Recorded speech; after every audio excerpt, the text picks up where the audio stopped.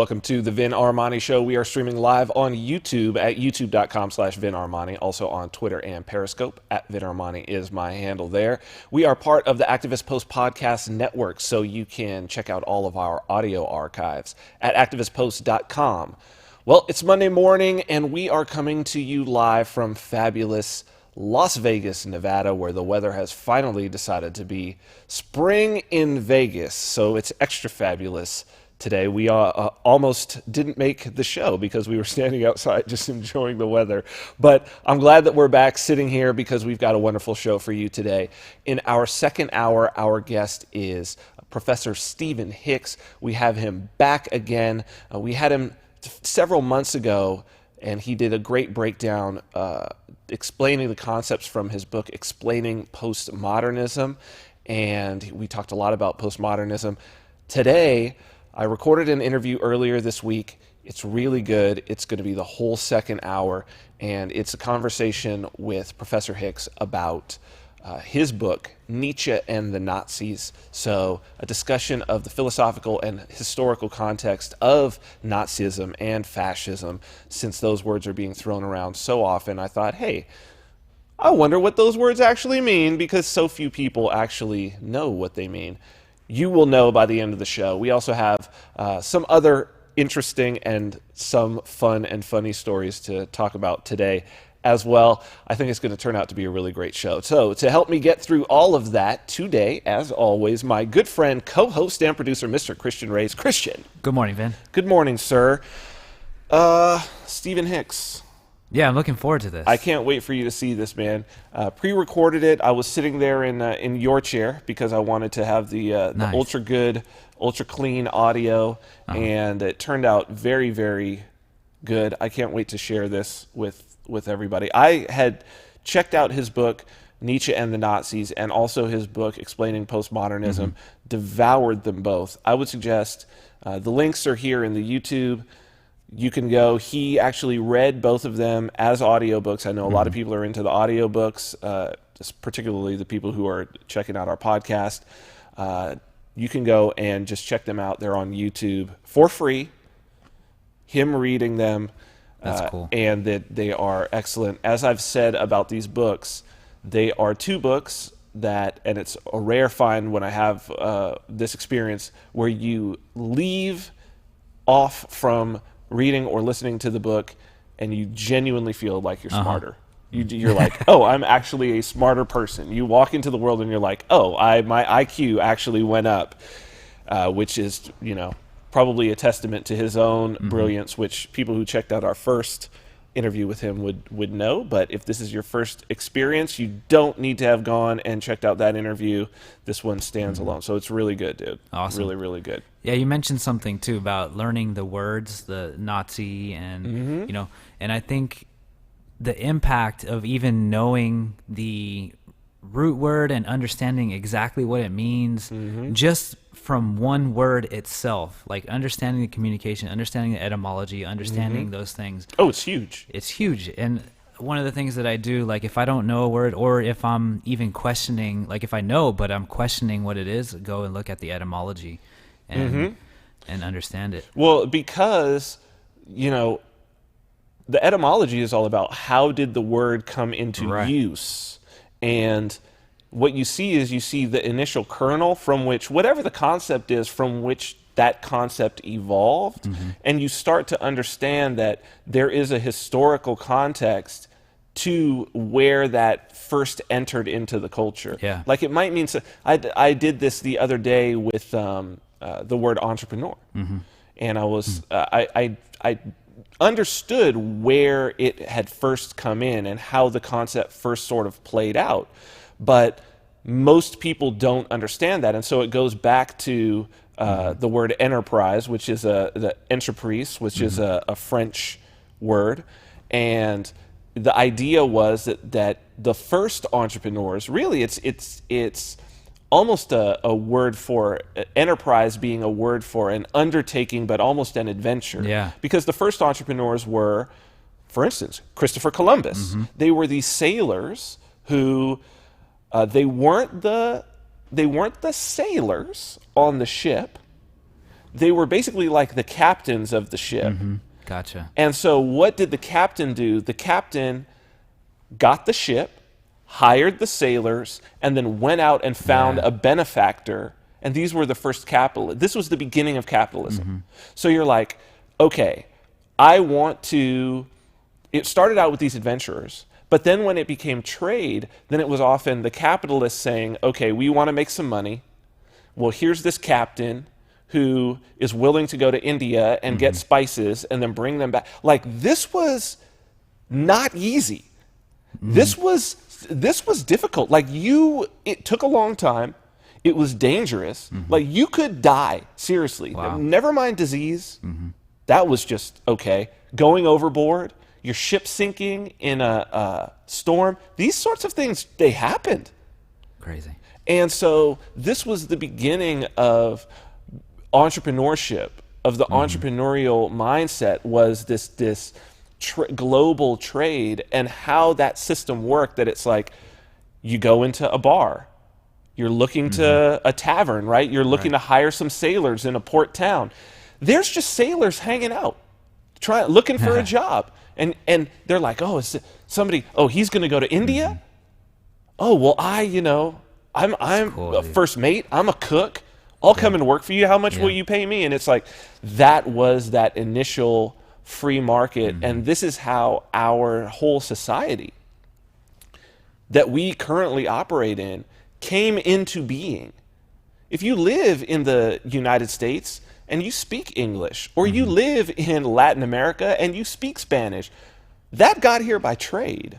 Interesting. Right? So just going back and looking at the etymology of that one word, entrepreneur, like you say, it takes you, because there's a history. Yeah, you start to understand the thought patterns and the That's right. philosophies and all these different belief systems, and it just takes you down this really cool rabbit hole where you discover all these cool things. One thing I noted, the one word that I always tell people when I talk about etymology and stuff like that is the word nice. It's really interesting. Yeah, where does that come from? I've never even thought about that one. The word nice, it's shocking, actually. It means ignorant. Really? It stems from the root from I don't remember what it is exactly, but the meaning behind it initially was ignorant. Somebody, and you think about the phrase "nice guys finish last. Ignorant. Right. Well, I have always, when people would say, "Oh, you're a nice guy," I would always say, "That's the kiss of death." Yeah. Please don't call me that. I would rather that you called me a good guy. Right. You said I'm a good guy. I don't want to be a nice guy. Yeah. And because I'm like, I took the Jordan Peterson Discovering Yourself Temperament test, the Big 5 personality test, and I'm like, the lowest you could possibly be in terms of agreeableness. I'm like the most disagreeable, which I am. Like, anybody who knows me knows that, like, if I don't want to do something or I don't like something, I'll just say it. I'm not rude about it, right? But I'm just like, no, not going to happen. Absolutely not going to do it. No way. and I don't think of myself as being nice at all. Yeah. And niceness sometimes for me is like, when I run across somebody who's too nice, it's almost a red flag of danger for me. Right, because usually, typically speaking, if somebody is overly nice like that, or like, let's use nice, overly nice, they're usually hiding. There's something that they're hiding. It feels like that. Well, almost. it's for me, it's actually different. I often wonder if this person is going to, because sometimes I believe that they're just genuinely a nice person, but I wonder, like, ooh, is this person going to get me into a situation that I don't want to be in because they don't know when to say no? Right. You know what I mean? And that's like, it's happened to me enough times. Now I'm getting on in age to where I actually, I guess when I was in my 20s, you would think that somebody to say, "Oh, you're just young, you don't know anything." It's really true. Like, wisdom is really lived. You have to make a lot of mistakes. I was thinking about that yesterday when I was in the gym. I was like, wow, and maybe it's just my personality, but to come to the place that I'm at in my life where I feel very sort of centered and together and calm and balanced, what I basically had to put myself, the life that I had to live, the things that I put myself through. And it was a lot of fun, granted, a lot of fun, but a lot of pain at the same time to come to the place where I'm like, oh, I'm pretty happy to just lead like a calm, what people would think of as a conservative type of life. And that's great for me. But that only has come after getting everything out of my system. You know? And I've gotten a lot out of my system, man, a lot out of my system. So speaking of balanced and entrepreneurship, so end of this month, we're going to be out of the studio. And I'm going to New Hampshire. I figure we'll take April off, just to let people know. We'll take April off. Maybe we can do some other additional content. Maybe we could just sit down during the weeks and just do some, because I know you've got a studio now in your spot. I need to find and figure out the studio situation in New Hampshire, and then, probably pick up again in May. Cool. But as part of that, one of the things that we have not been doing on the show, but I think that we should do it more, is emphasizing the fact that now it's really going to be sort of important. I want to just send out a bit of appreciation to this week in particular. A whole lot of people have reached out. I don't know whether it's just synchronicity or what it is, but just to say how much this show has influenced them, how much they've learned, how much they've grown, how glad they are that they discovered the sort of message that we're putting out. I want to say thank you to everybody that's done that. Thank you. Seriously. Thank you. Thank you for reaching out, because it's what helps me to know, at least, that like, okay, I'm on the right path in doing this. It's hard to know. How do you know when you've reached somebody? How do you know when you've helped somebody? Like, we're doing it because we believe that this is what's the right thing to do, but it's good to have that feedback as well. Yeah, and especially with thoughts and philosophies that kind of go against what's being pushed out there, I guess you would say, or the norm stuff, or the stuff that's popular right now. With that kind of mindset and that kind of ideas talked about on the show, it's hard to judge. Like, okay, but you really look internally. That's what I do. Yeah, I don't want to bounce it and reflect it off other people, but look, we're social creatures, we're social animals, so that's great. But on that same note, we don't ever take any donations on this show. We don't do that. We've never taken any sort of handouts. We do not monetize on YouTube, and we talked about the reasons why we don't do anything like that. But moving this thing forward, it is going to be and we're going to keep providing different things, And I mean, you think of all of the things, all of the products that we've brought forward in this short period of time. So Govern Yourself with the shirts. Baby Vodka was around, but moving that to cryptocurrency. Book, which I'll probably by the end of summer, I'll have the second in this sort of a self-ownership trilogy that I'm writing. Cointext, counter markets, all very coherent.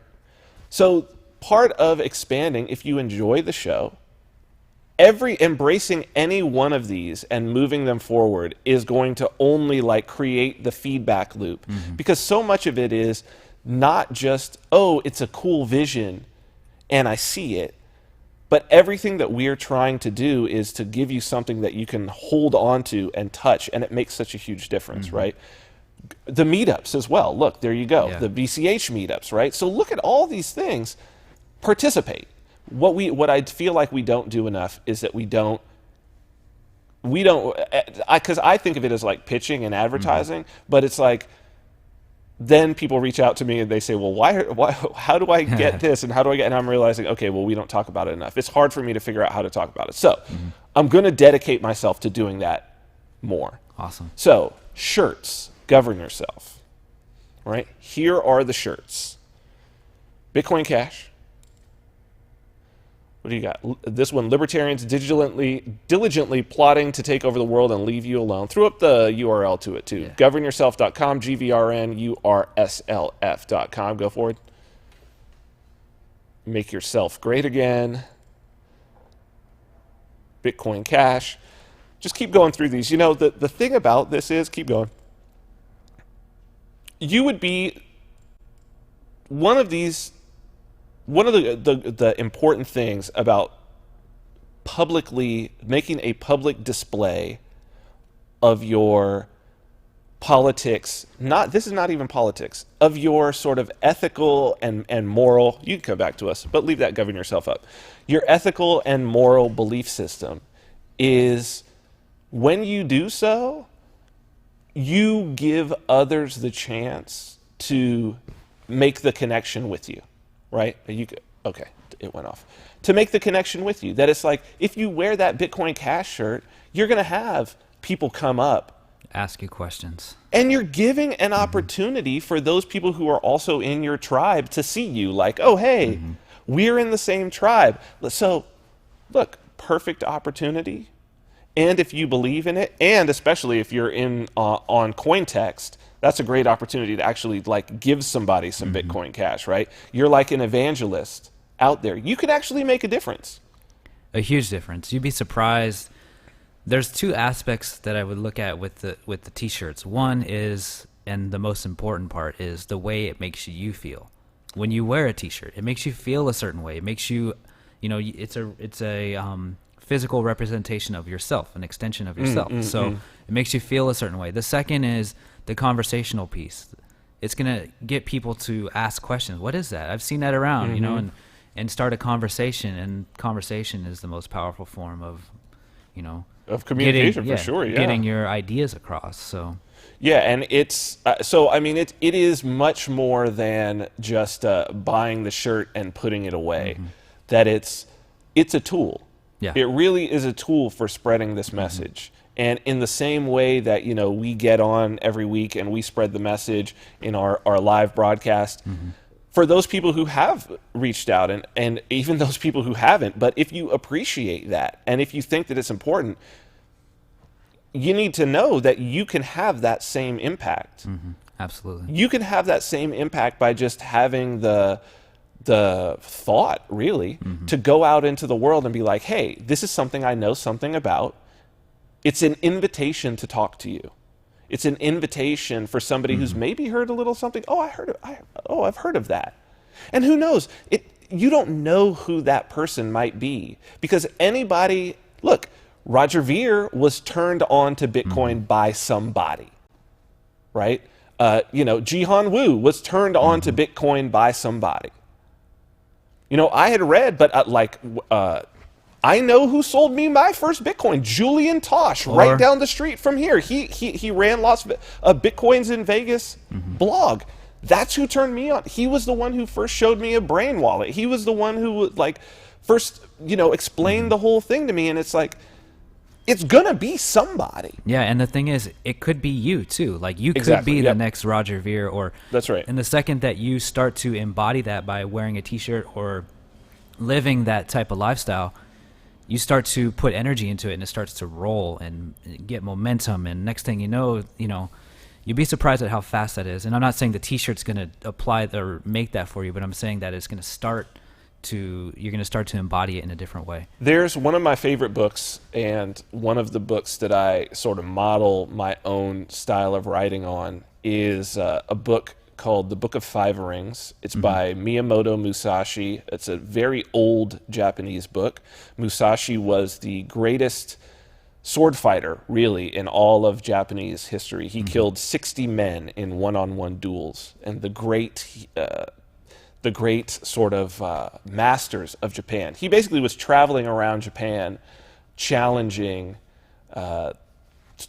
other fighters of other schools, the masters of these schools, to one-on-one battles. And he developed the two-sword style, right, with the short sword and the long sword, right? Yeah. So he's the one who developed that style.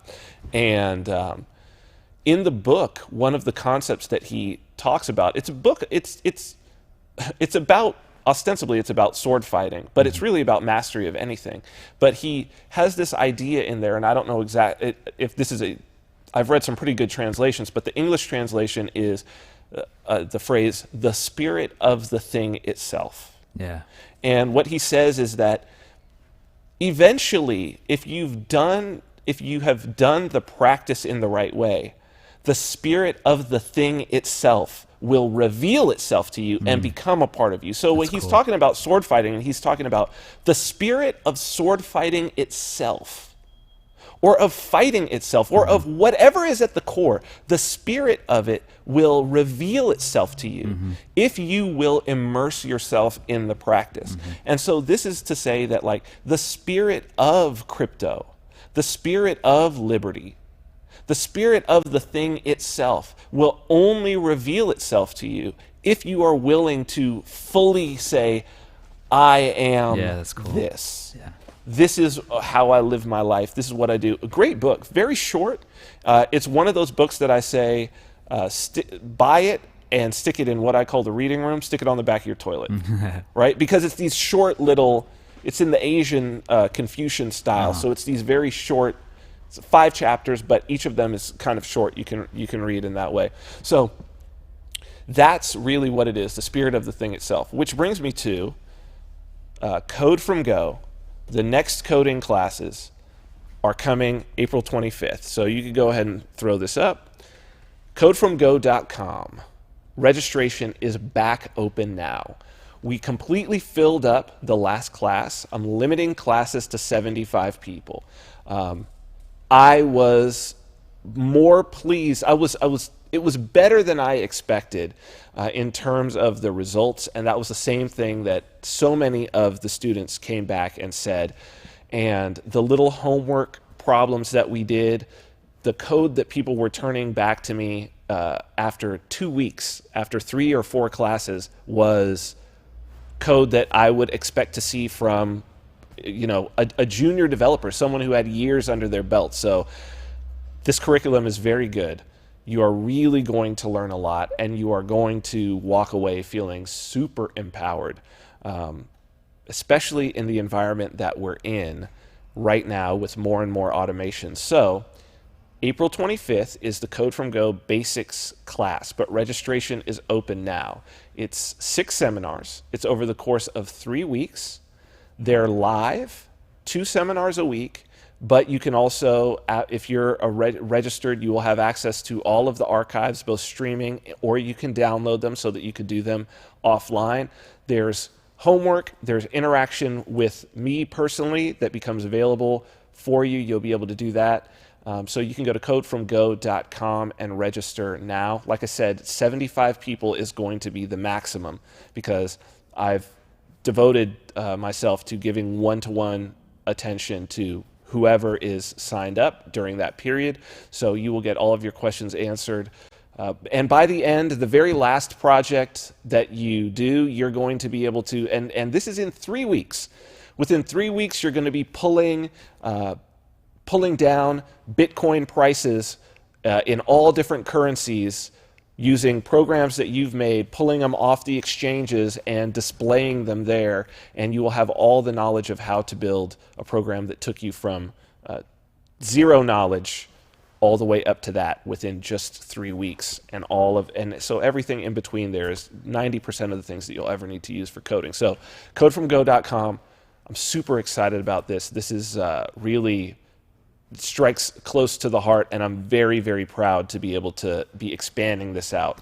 Because, Christian, you were just telling me that robots are even coming to the bars in Vegas. Talk about this story. This is interesting. This is kind of crazy. So the union contracts are up right now. I think it's every 5 years they sign contracts with the corporations. This is what is it? The service workers? What is it? Culinary? Bartenders, cocktail waitresses, servers.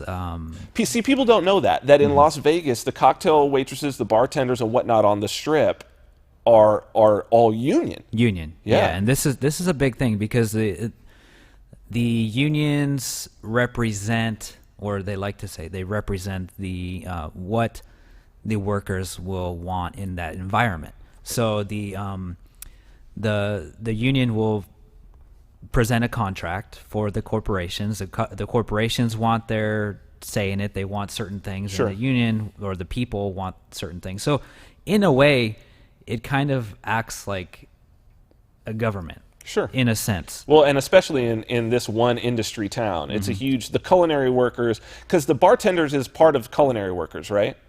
Yes.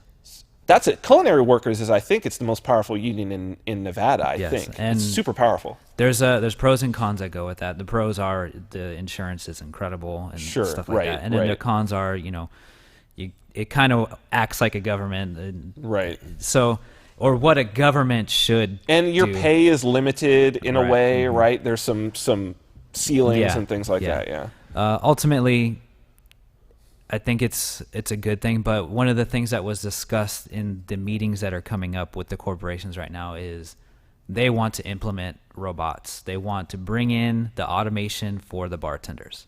Right. I don't think that it's going to affect front of the house bartenders, so the people that are tending the bar in front. Right. But we have service bars in the back, and basically they serve the cocktail waitresses and stuff like that, which would be a perfect place to. Nobody would even see those robots. They'd never. And so, there's the cocktail waitresses that are rolling around inside the casinos. All those drinks are usually very, very simple drinks. Most people aren't ordering crazy drinks.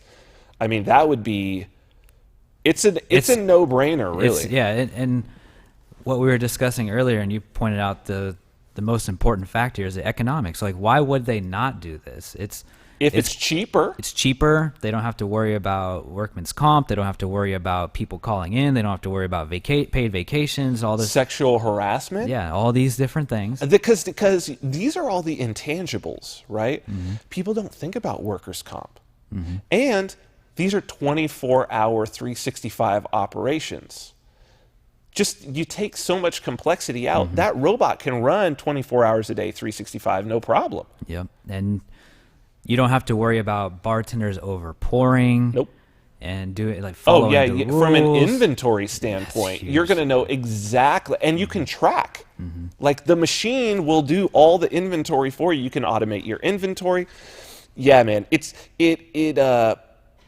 People are going to, they don't understand it yet, but the only reason that this hasn't happened so far is that the robots were not a realistic alternative.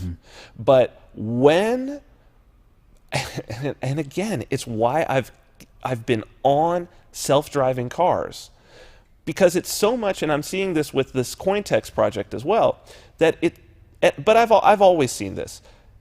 People don't really understand something until they experience it. You can talk about a self-driving car all day, but it's not until somebody gets into a self-driving car for the first time, and maybe they're a little scared, and then it actually takes them to their location. They're like, whoa, what the fuck? Like, it actually worked.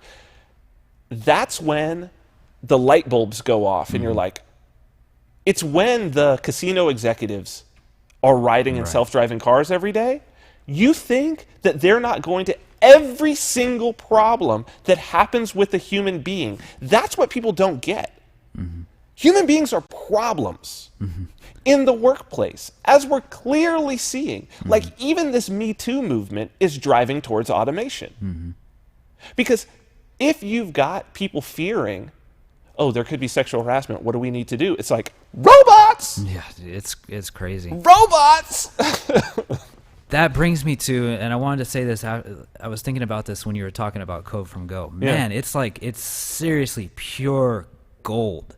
Like, the skill, when I was going through the course, I'm like, this is something that it's true freedom, because you have the skills to go out there and to make something happen. That's right. And these skills, especially with coding, it's the closest thing to magic that you can get. Oh, man. Absolutely. So, like, dude, seriously, thank you for putting that out there. It's like, in teaching these courses. It's my pleasure. Like, it's weird to me that I didn't realize what the demand was for this. And someone had asked me on Twitter, they said, well, what's the difference between your course and other people's courses? And this is what I will say. I'm self-taught. And I bootstrapped my knowledge from a need.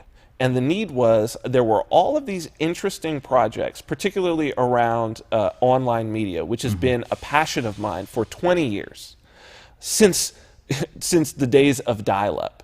Right. And, and also music has been a passion of mine. And so, I've built several internet radio stations over the years. It's the reason why from day one we were able to jump into this, and it was like, I could build a studio. Well, I've built professional radio studios. I mean, I built the radio studio at Cal State Dominguez Hills, right? So I've built whole radio studios, streaming and terrestrial, by hand. And I built the whole entire station, transmitter on up, for a pirate radio station that I ran for 2 years in LA on 87.9 FM, Streets Radio. And it's been a passion of mine to do this, but I had a need. Yeah. There were certain things that I just simply was not going to be able to do because they required custom software, software that didn't exist. And so I looked at the project and I said, well, here's the deal. Either, one, I'm going to have to go out, and this is, I'm a young man in my 20s, right? I don't have any money. I'm going to have to go out and try to find several $100,000. Or I can take the time and I have the time, I can actually learn how to do this, I can build it myself, and then this thing will be worth those $100,000. And it's like, after I did that, and lo and behold, then everybody wanted to pay me. Because I realized, there's not a lot of people who made that choice. Yeah, seriously. There's not a lot of people who are like, I can teach myself. I think mainly it's because people don't even know where to start. And in this scenario, we start from, you're just going to follow along. You're not even going to need any sort of a development environment. Turns out you can actually code JavaScript right in your Chrome browser, and you didn't even know that. I didn't know that, dude, until I took the course. And it's like, oh shit, the Chrome browser is actually a development environment that I could actually write real code that's doing real shit and communicating with the internet and everything. It's right there. So that's what separates my course. Is what separates it is, I hope at every step of the way to unlock the tools that people already had sitting in front of them the whole time, because that's, I think, the essence of particularly hacker culture, is to say there's a whole other world that's sitting in front of you, and part of the hacker's job is to open that world up, right? Like jailbreaking your phone, like all of these things. And that's what separates my course, is that my goal is not to put some curriculum in front of you and then you take a test and you feel like, I paid some money in it. No. I really want you to walk away like, I'm a coder now.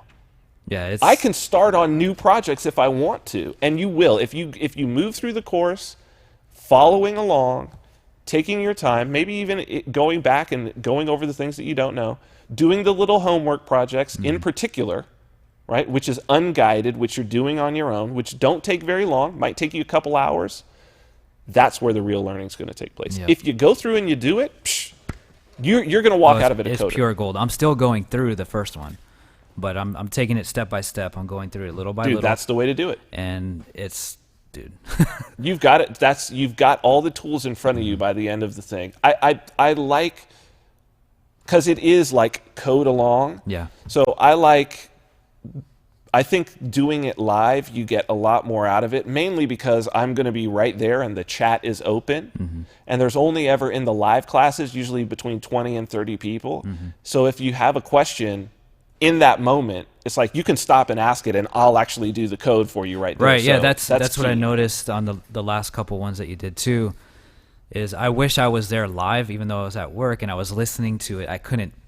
It brings us back to participation. It's huge. If you're participating, even if it, like, a good example, I heard this, a guy asked a question in the classroom, hey, are you online right now?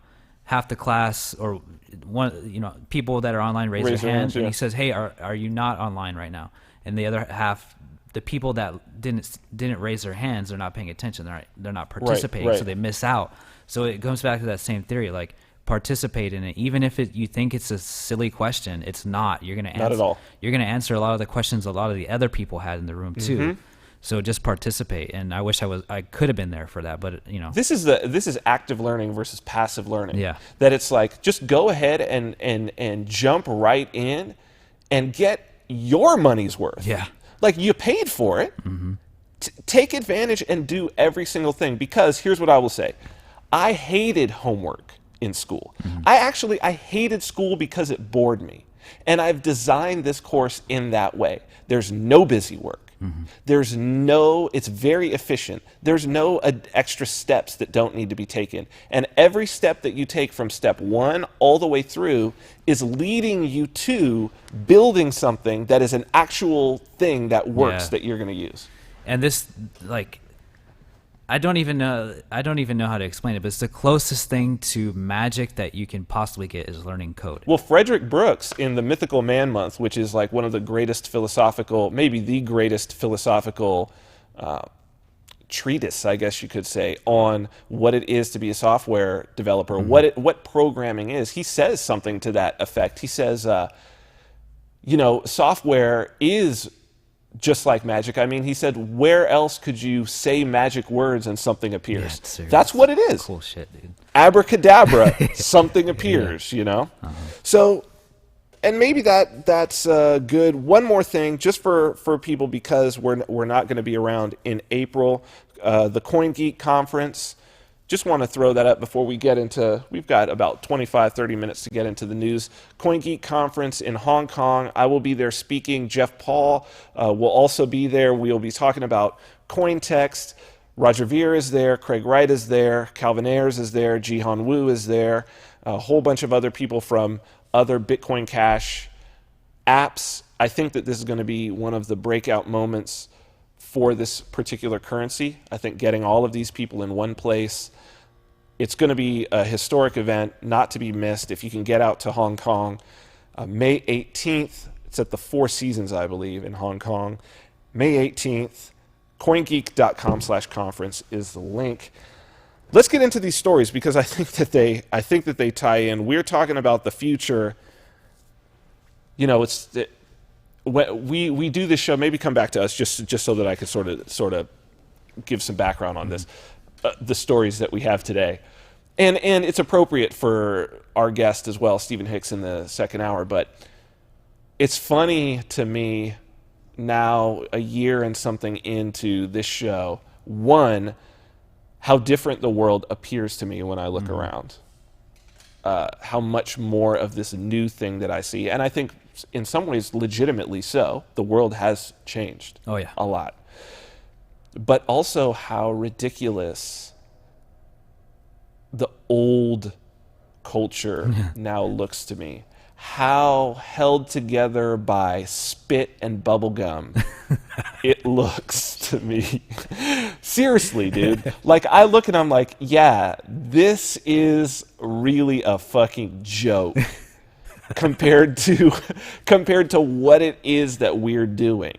The idea that we're sending Bitcoin Cash through text messages instantly, sending money for pennies to anyone in the world with a phone instantly, and then we're dealing with some of the stories that we have today. Let's do news number 1.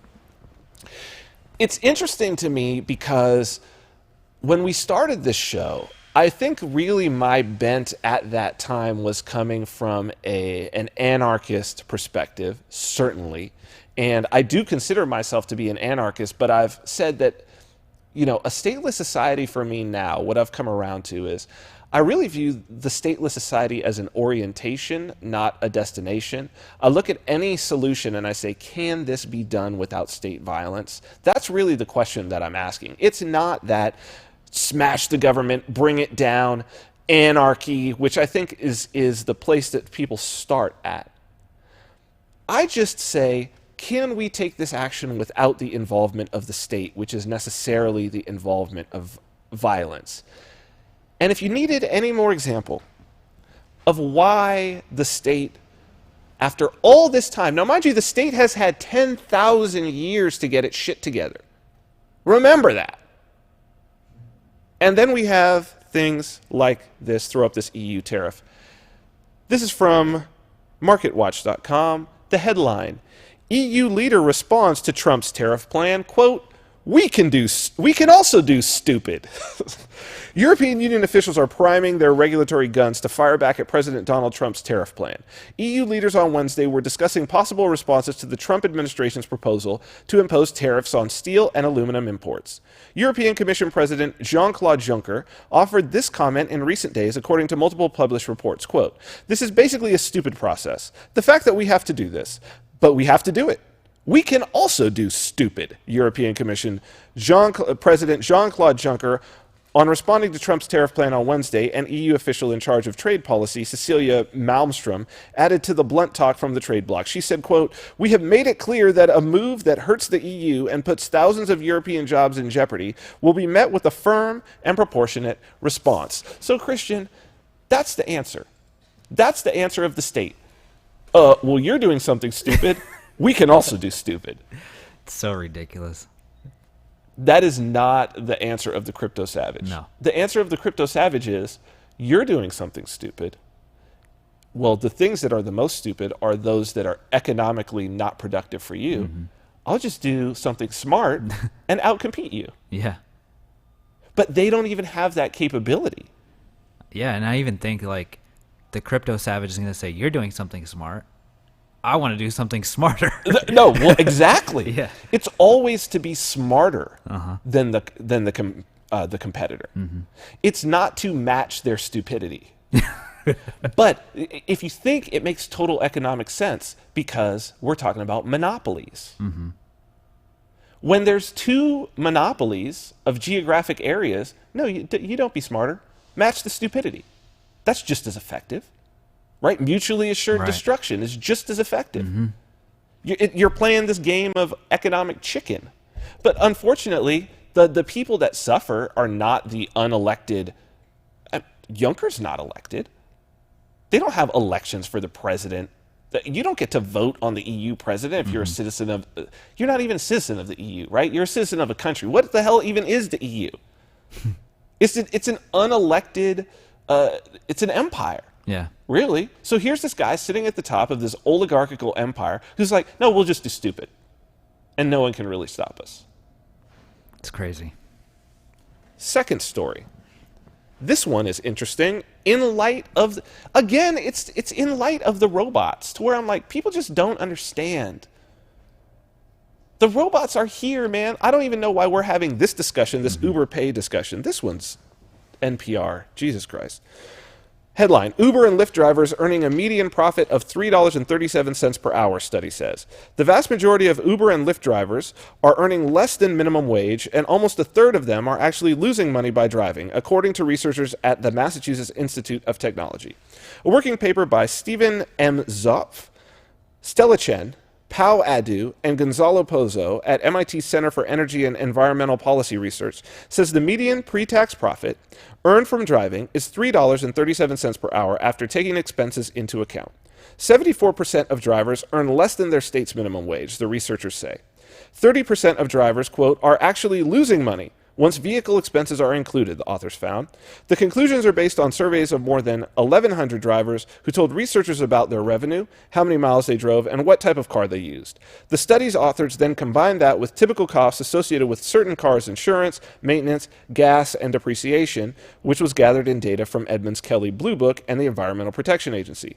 Drivers earning the median amount of revenue are getting 59 cents per mile driven, researchers say, but expenses work out to 30 cents per mile, meaning a driver makes a median profit of 29 cents for each mile.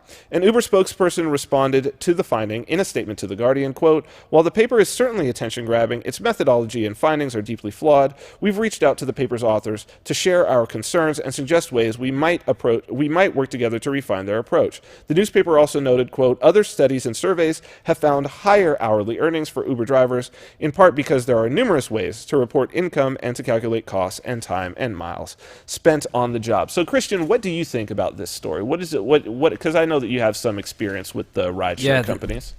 I would say my personal experience working in Vegas. I don't know outside of Vegas, but the thing that I found with Uber and Lyft in Vegas is when you picked up a person, they only wanted to go most of the time to another casino. or from the airport to a casino. Sure. And then you would get caught in traffic a lot of the time. So Right. I would say probably 45% of the rides that I was doing were small, short distance rides. So because with Uber, you're paid by like with a taxi cab, I think there's some sort of algorithm between like the meter with time and with mileage. Right. I think that if you're sitting, because it's like tied into their odometer, their speedometer, I think if you're sitting for a period of time, because I know I've been sitting in a Vegas cab and watch the thing tick up.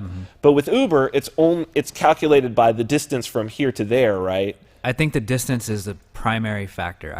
I think the time is. Does it do time? I think it does as well, but it's not the major factor. Right. But what I noticed in Vegas was like my rides were $5, and I was spending 35-40 minutes doing each ride. Right. So by the time you factor in, gas and your wear and tear on your car and all that stuff, it's probably pretty accurate. It's probably pretty on point what that study suggests.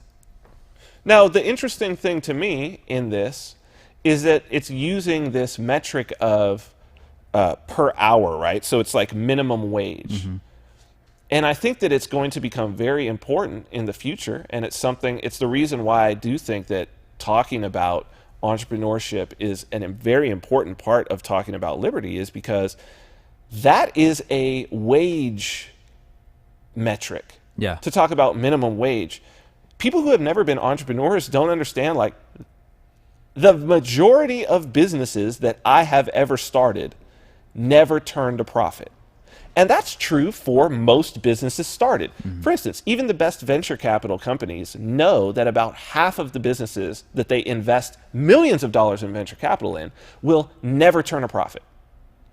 Out of that other half, maybe half of those will break even. Maybe 80% of what's left will turn a pretty tidy profit, and one of them will be a breakout star if they invest in 10 companies, right? So it's just like anything, though. You play baseball, you're going to strike out more than that's a good point, right? Like a 300 batting average, which is only getting on base 3 out of 10 times at bat, is a damn good. If you can have 300 throughout your career, you're fucking winning, right? So what people don't understand is that, I have had businesses that were just basically breaking even, where I have even had like contractors and employees. They all got paid. I never got paid because there was no profit. I got paid last. I owned the business, but I got paid last. You know how much I was making per hour? Usually 0 or negative, because I was actually paying capital out of my pocket to keep the business afloat. People don't realize that is actually the reality. That's how it has always been in humanity. Yeah.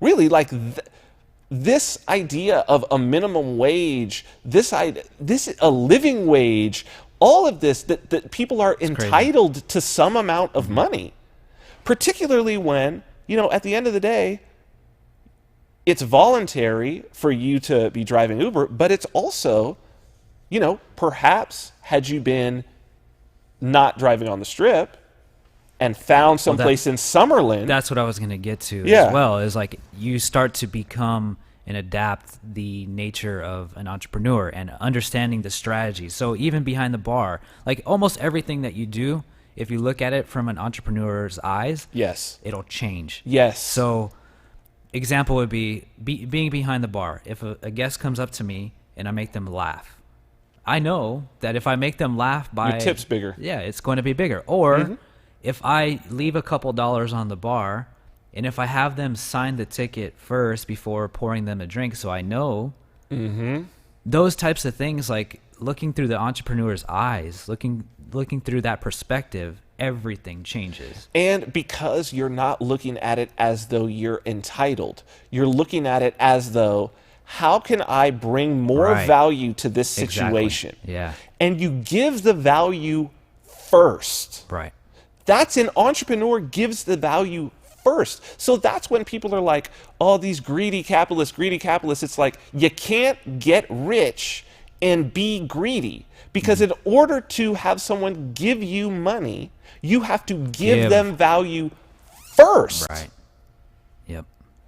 First. And it's the major misconception with those that are getting into entrepreneurship at an early start is like they want to take first. They want to take. You can't. You can't. It's not going to happen. It's not, because it's just you have to create the value first. Speaking of creating value, or speaking of taking value, I think that's where this one really is charging. This is greed.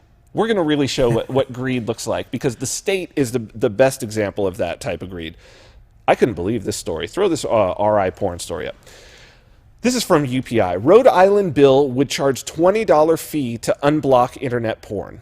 Rhode Island lawmakers introduced a bill this month that would charge porn viewers an extra $20 fee. The bill, introduced by Democratic state senators Frank Ciccone and Hannah Gallo, I'm not going to say the fact that they're both Italian. I'm not going to, would require internet service providers to automatically block all sexual content and or patently offensive material. Rhode Island state law defines patently offensive material as anything that is so offensive on its face as to affront current standards of decency. In order to get the material unblocked, Rhode Islanders will have to go through a series of steps, including making a request in writing that they want to be able to view the pornography or other, quote, patently offensive material. The person will then have to prove he or she is at least 18 years of age, and then acknowledge that they received a, quote, written warning regarding the potential danger of deactivating the digital blocking capability. After those steps are satisfied, a one-time $20 fee is assessed to unblock the adult material. The money collected from the fees will go to the state's Council on Human Trafficking, according to the bill's language. The bill was referred to the state Senate Judiciary Committee. This one, dude, do they really think that people are going to like out themselves and sign these documents and then pay $20 to watch porn? Do you know how quick people are going to be using VPNs and Tor and like, come on. This is especially with something that's like porn, it's, people that watch it are going to be not wanting to give their name up. Well, and what I find interesting is that they would even say that online porn can be categorized as patently offensive material. It says anything that is, quote, so offensive on its face as to affront current standards of decency. And yet the vast majority, I guarantee you, of internet traffic in the state of Rhode Island is porn. So how could it? So it's clearly not an affront to current standards. Current standards of decency. Internet porn's a part of that mix. No one's offended by internet porn. No one on earth is offended by internet porn. I mean, maybe a tiny minority, but the vast majority, no. No. So you've got one state that is like, we got to crack down on vice, and it's just a waste of money. And then you got another state who are like, nah, we need to look at what other states are cracking down on vice, and we need to not do that, and we'll make our own cheddar doing that. And that's New Hampshire. Throw up this Hennessy story. I think this is my favorite story of 2018. It's great. Just got everything in it. Okay, this is from NPR. Headline: Why are New Hampshire's tax-free liquor stores selling so much Hennessy? New Hampshire doesn't have a signature drink unless you like your maple syrup served neat. But in recent years, sales of one particular brand of cognac have surged at state-run liquor stores. So much Hennessy is being sold, in fact, that one New Hampshire official is asking State Attorney General Gordon MacDonald to investigate whether the Liquor Commission is turning a blind eye to bootlegging and money laundering activities. New Hampshire, despite its pronounced libertarian streak, is one of 17 control states, meaning the government manages the distribution of spirits. The state's Liquor Commission, which is run by an appointed chairman, oversees 79 retail stores. Andrew Valinsky, a Democrat who serves on the state's 5-member executive council, an elected body that serves as a kind of watchdog over the executive branch, made the allegations public last month. After being tipped off by a whistleblower, Valinsky says, he recently witnessed 2 people arriving in a vehicle with New York license plates and spending approximately $24,000 on Hennessy products. At the register, they allegedly divided the sale into 3 transactions and paid using a, quote, very large wad of cash. He suspects people are buying up large quantities of New Hampshire's tax-free booze to sell elsewhere. The IRS requires businesses to document when someone spends more than $10,000 in cash on a single purchase. By allowing customers to break up the transactions, the Liquor Commission may be evading that reporting requirement, Walensky contends. He is also concerned that the Liquor Commission isn't doing enough to police customers who may stop at multiple stores in a single day to avoid triggering the $10,000 reporting requirement. These practices may be, quote, may be illegal and unquestionably facilitate money laundering, writes Walensky in a letter to the governor and state attorney general. Liquor Commission denies allegations. The New Hampshire Liquor Commission is a cash cow, generating more than $150 million in profits last year that went directly into the state's general fund. These government-run liquor stores are strategically located near the state's borders, including at highway rest stops where motorists can enjoy tax-free shopping and better prices than in nearby Vermont and Massachusetts. According to publicly available online inventories, those border stores stock huge quantities of Hennessy products. Meanwhile, just a handful of bottles may be on the shelves at stores located farther from the border. It isn't clear why Hennessy appears to be the brand of choice for bootleggers, but the price difference between New Hampshire's bottles and the highly taxed New York bottles is likely one draw. Also, government officials have offered anecdotal evidence that some of the spirits are headed for Chinese restaurants as well as gentlemen's clubs in the greater New York City region. Quote, I started hearing anecdotes of people coming in with wads of cash stuffed in their socks, Walensky tells New Hampshire Public Radio. Wads of cash that smell of perfume, because on Wednesdays, apparently, the strip club owners in New York come over to buy their liquor in bulk, and the office of the liquor store smells from the perfume. For its part, the Liquor Commission flatly denies Walensky's allegations. Quote, there is nothing illegal or unscrupulous about making large sales to out-of-state customers as long as our employees follow the policies in place set forth by the state and federal government, writes the Commission in a statement. It has provided employees with a step-by-step guide to ensure that financial disclosure laws are properly followed. The Commission, along with top Republicans in the state, including Governor Chris Sununu, have gone on the attack, criticizing Walensky for his sting operation, and are calling for the Attorney General to investigate him. They're like, Walensky, stop snitching. Stop snitching. We're trying to sell Hennessy to the strip club. Shut the hell up. That's great. Dude, there's only... I want to say this right. I think it's either 1.3 or 1.8 million people in New Hampshire. The state-run liquor stores are generating $150 million a year. They're generating at least 70 to 75 million or 70 to 75 dollars per. Is that right? No. Seven. It's too early for me to do Let's just say they're generating a hell of a lot of money. Yeah, seriously. A hell of a lot of money, right? It's great. It's great. But what you see here is, okay, first, I do not want the state involved in selling alcohol. I don't want them to have a monopoly. I don't mind the state being involved, but I don't think you should be able to have a monopoly. I don't think you should be able to own the entire industry.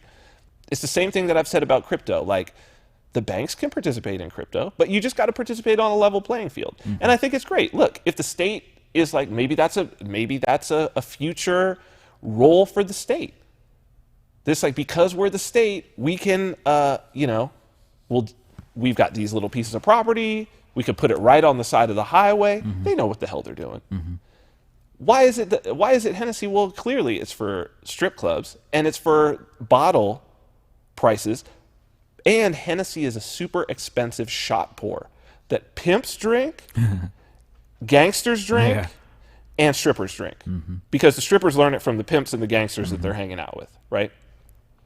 So this is a situation where in New York, one, the taxes are high, but I don't think it's about the taxes. What I think it's about is having bottles there that you are pouring from that you have no record of in the inventory.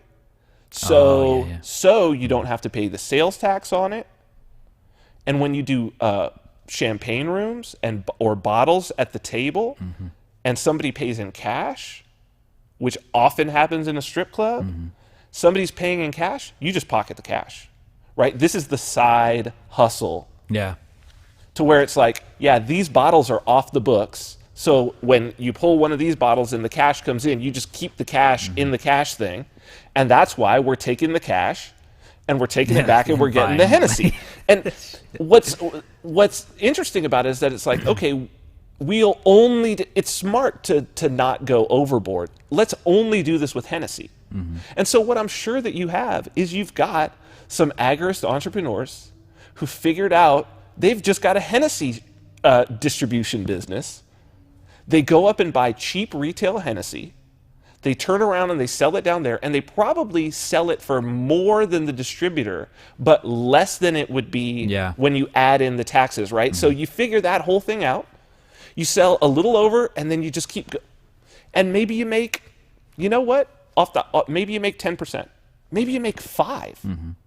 So if he's seeing that $24,000, you know, let's say it's $20,000, like times 5. Okay, 5%. You're making $1,000 a run for a day trip up and back in your van. You do that once a week. Shit. It's just you and your buddy. That's a great side hustle, dude. You split that between each other, $2,000 each. Great side hustle for your little weekend road trip. Oh yeah, me and Jimmy, we're going on a weekend road trip. Take the van, you know, what that you use for whatever, you know, plumbing or whatever on the weekends. Dude, it's great. It's great. I love it. Awesome. I love it. But this is, I think, something to I'm coming more around to using every single point that you have to show, or every single pivot point that we can use for liberty. But this idea of competitive governance is very important, and it's a big sell. Look, the governor was like, "Stop snitching." What are you doing? You're going to hurt our income here. Like, stop it. Seriously. And I think that it's putting governments in that sort of situation. That is the point for liberty to come forward and to say, well, hold on, wait a minute. So taxes are bad then, right? Taxes don't lead to prosperity. You as a state can be more prosperous if the states around you, Massachusetts is known as Taxachusetts. So if the areas around you have more taxes and things are more expensive, you, by embracing liberty, can actually bring money into your coffers. Let's think outside of the box and be creative about how that could look. There's $150 million a year. They didn't have to tax the people to do it. It's an interesting place. That's really cool. I think that Great we're on the cusp of being able to really see these things and really take a look at the economics of this whole process. We have come up on an hour, and our interview with Stephen Hicks is the entire hour. So let's go ahead and go to break, and then we will come back and get on this interview. The spirit of art. The spirit of technology. The spirit of individuality. Baby Vodka. An ultra-premium spirit conceived by Vin Armani. Handcrafted and distilled in Las Vegas by master distiller George Rotz. Each bottle, a celebration of the individual, custom engraved and hand-signed by the creators. Each element blending in harmony to create a beautiful experience beyond imagination. Baby Vodka, the spirit of Vegas. Created by Vin Armani. Tailored by Christian Rays. Available for purchase exclusively with cryptocurrency at babyvodka.com.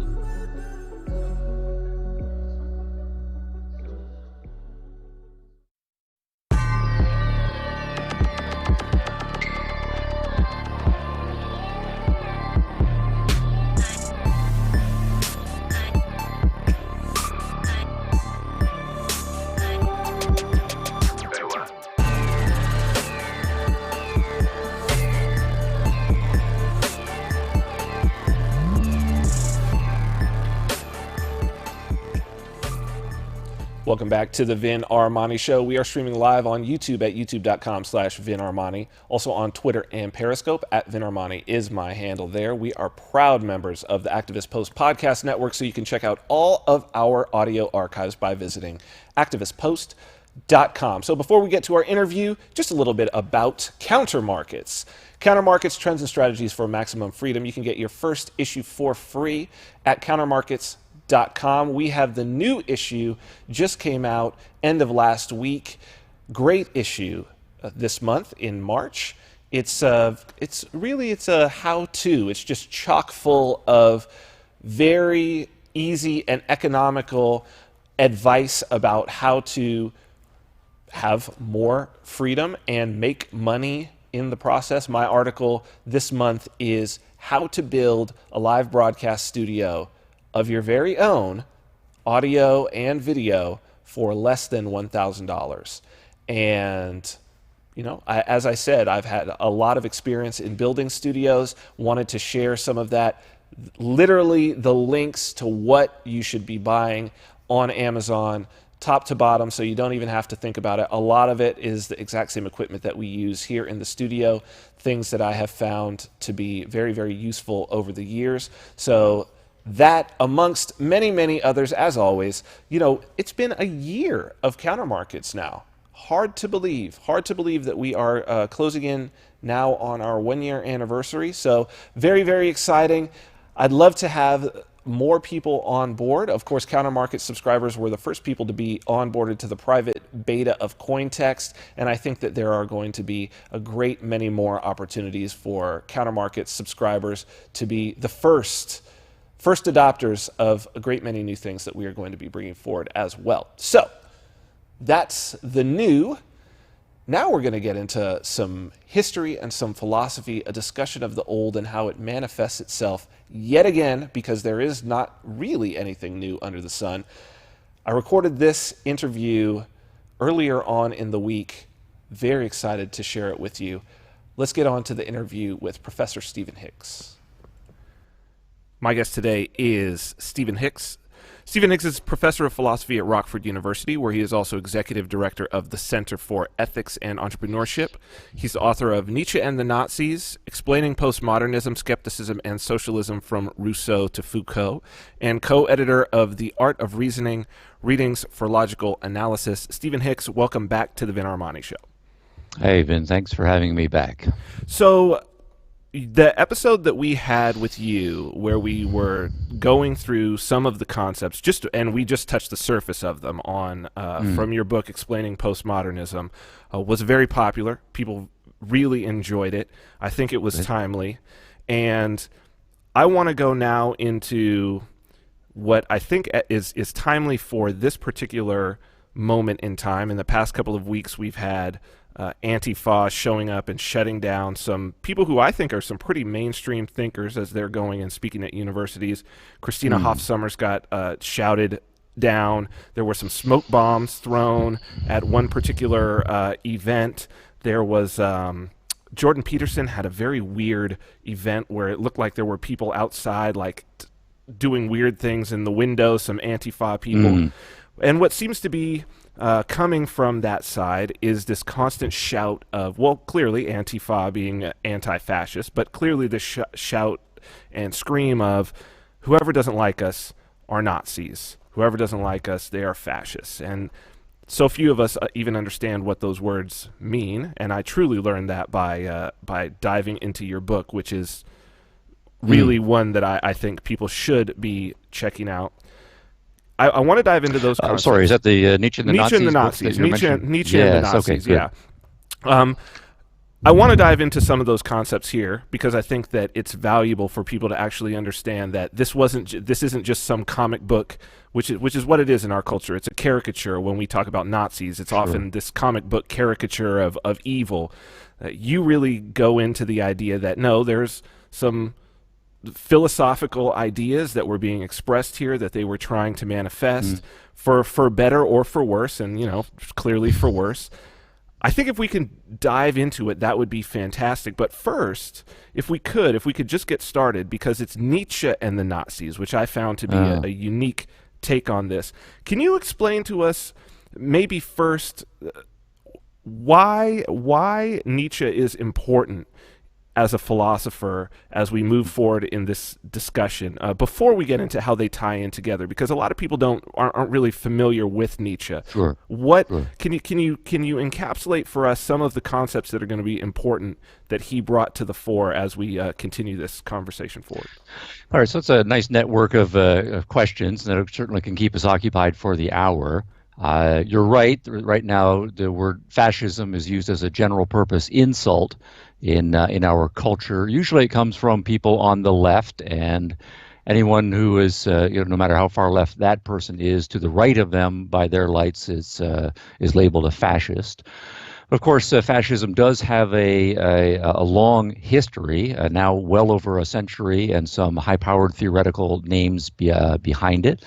So we can talk about the historical philosophies that are properly called fascist, the movements that they generated, most prominently in Italy, and variations in Germany and any number of other nations right around the world. And then if you go back even further, right, as you're suggesting, Nietzsche, and the question of whether there's a connection between Nietzsche and fascism. And this is all hotly contested territory, right, at the political level, but it's also some hotly contested territory just on the philosophy as well. Now, why Nietzsche matters? Friedrich Nietzsche died in 1900, born 1844, so he died relatively young. The last 10 years of his life, he was clinically out of it. Not functioning mentally, and he was in an asylum. But in his relatively short career, right, wrote a series of books that have been essentially dynamite on the intellectual landscape of the 20th century. I think it is true to say that the overshadowing, most influential thinker for the 20th century is Friedrich Nietzsche. And if you look at the range of his impact, it really is astonishing. People who are Nobel Prize winners in literature, Hermann Hesse, for example, Jean-Paul Sartre, deeply influenced by Nietzschean philosophy. Nietzsche is sometimes seen, rightly so, as one of the major forerunners of existentialism. And existentialism, of course, was a huge movement, literary and philosophical, right, in the 20th century, and still is. Thinkers on the far left, right? I'm going to put that in scare quotes because that's one of the things we need to dive back into. Like Michel Foucault, who went through various iterations of left thought, again deeply influenced by Nietzsche. At one point, he said in one of his interviews, he said, basically, I'm just a Nietzschean, and I just am applying Nietzschean's insights to contemporary narrative discourse discussions and so on. At the other end, I see you're flashing Ayn Rand right now. When she was very young, Rand was influenced by Nietzsche, certainly literarily, certainly in terms of his kind of warrior, high romantic style. And of course, her views ended up being very un-Nietzschean by the time she gets to her mature phase. But in the early years, you can see some Nietzschean influences there, and there's some ongoing scholarly debate about that. Nietzsche, of course, is known for the formulation, God is dead. And what that metaphor means, we can talk a little more about that. But despite being an atheist, a very strident atheist, and being kind of at various points filled with disgust at the hold religious thinking still has on many people, being harshly critical of Jewish philosophy, harshly critical of Christian philosophy. Nonetheless, there are any number of leading Jewish theologians like Martin Buber, any number of Christian thinkers and so forth who have been deeply influenced by Nietzsche. And the reason for that, is partly that he was a brilliant stylist. Being a good stylist is not on the resume of most philosophers, and certainly German philosophers don't, partly because of the structure of the language, don't often have a reputation for being attractive to read. But Nietzsche is really a very exciting read, right? Whether you agree with him or not. But more importantly, he is brilliant, and he puts his finger on very fundamental issues. He was well versed in the history of philosophy and the broader history of the humanities. And as geniuses do, he was able to put his finger on the fundamental issues and give them a spin, give them a fresh perspective, and then take things in a different direction, to the point where most major thinkers of the 20th century had to grapple with Nietzsche. So that's a thumbnail sketch of his importance to where we are now. Okay, so Nietzsche, for me, has always been a little bit of an enigma in the vein of me trying to figure out, he seems to be a strident individualist, but then I think that his most certainly the controversial ideas that have stuck around sort of popularly in terms of like the idea of a master class and a slave class, for instance, seems very collectivist to me, and it seems like the type of thing that collectivists can glom onto. We're talking about the connection between Nietzsche and the Nazis in this particular case. Does it extend through all of fascism with Nietzsche, or is there something particular about the German style that was picked up at that time and that the Nazis were embodying that is particularly Nietzschean? Okay, I think that's a perceptive question. The issue about Nietzsche's individualism compared to the collectivist themes, which you're rightly saying you can find in Nietzsche as well. And then the question then would be, to the extent that he was influential on movements like fascism or National Socialism, which parts of Nietzsche's philosophy may have been influential there. Now, certainly, Nietzsche has a reputation for being one of the great individualists, right, in Western philosophy. For being an arch-individualist or a high individualist, for being a kind of anti-altruistic, and in some cases being anti-collectivistic. He was, for example, very scathing in his assessment of socialism in the 19th century, and various kinds of communalist and collectivist movements, right, as well. Certainly his influence on the existentialists, right? And existentialism similarly has a reputation often for being individualistic, right? The lonely individual in an absurd universe, right? Trying to find and create meaning for himself or herself and so on. So I think it is fair to say that you can find a significant amount of individualism in Nietzsche. Now, I happen to be in a minority position among scholars in that I believe the individualism in Nietzsche is overstated. So, this discussion that you mentioned about master morality and slave morality, master classes, right, and so forth, all of that we can talk about more. But Nietzsche does have this view that what we believe in terms of our values, our psychological dispositions, our mode of behaving in the world is largely not up to our control. He was a strong determinist.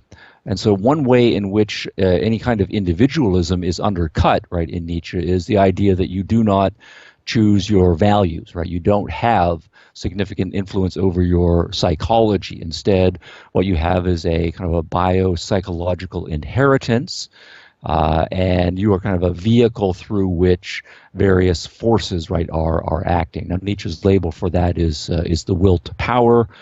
So there's a metaphysical thesis, but individuals don't, right, according to Nietzsche, acquire power and then make decisions about what ends they're going to put this power to. Rather, individuals, when you look at Nietzsche's metaphysics, are vehicles, right, through which, right, power operates. And on his view, right, some individuals happen to be weakly constituted. The amount of power that they have is small, and it may be dissipated and not well integrated, and so those people constitutionally, right, biologically and psychologically are weak and not able to get their act together in life. Other individuals, though, are going to be biologically and psychologically constituted with a lot of power. And their power is integrated, right, and focused, and so those are the kinds of individuals who rise up and make a mark on the world.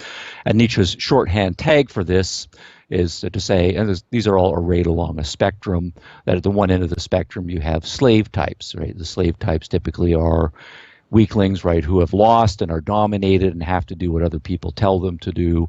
And at the other end of the spectrum, you have the more master types, right? Those are the ones who mix it up in the world, assert themselves, dominate, win, and then they impose their agenda, right, on other people, right, and so forth. But to the extent that people aren't in control of that, they're not very individualistic. Now, another element I think is important is that Nietzsche, very forthrightly in many places will say when he surveys, right, most human beings, that he's disgusted with them, right, that they are not doing very much with their lives. They are kind of content to get by day to day. They don't really know what to do on the weekends, and so the first thing that comes along, they love to jump at it. It's the whole, I don't know, what do you want to do? I don't know, what do you want to do? That kind of person, given over to, petty gripes about their co-workers and, bitching and moaning about their mother-in-laws, right, and so forth. So when Nietzsche sees the vast majority of people, even people who've got, relative amounts of freedom and prosperity, they don't do very much with their lives. In fact, they seem to be kind of wasting their lives or kind of a disgrace to the human potential. And so if you then start, right, with Nietzsche's kind of sociological assessment that, 90 or 99 or whatever percentage of the population, they're really not valuable in what they are doing with their lives. And Nietzsche then on the basis of that says, those people don't really have moral worth, right? And they should not be seen certainly as having kind of intrinsic rights. And that if the masters, right, those who actually have an agenda, are willing to assert their power over them, even to the point of making them slaves, right, literal slavery, then Nietzsche is fine with that. And this is a theme that you find in some of his very early writings, and it remains fairly constant all the way through to his mature writings as well. So when you have a thinker who does not believe that the vast majority of individuals' lives are morally valuable, that they can be in varying degrees enslaved by master classes and outright sacrificed, right, for the sake of the agenda of the more powerful, that's not really an individualistic thinker.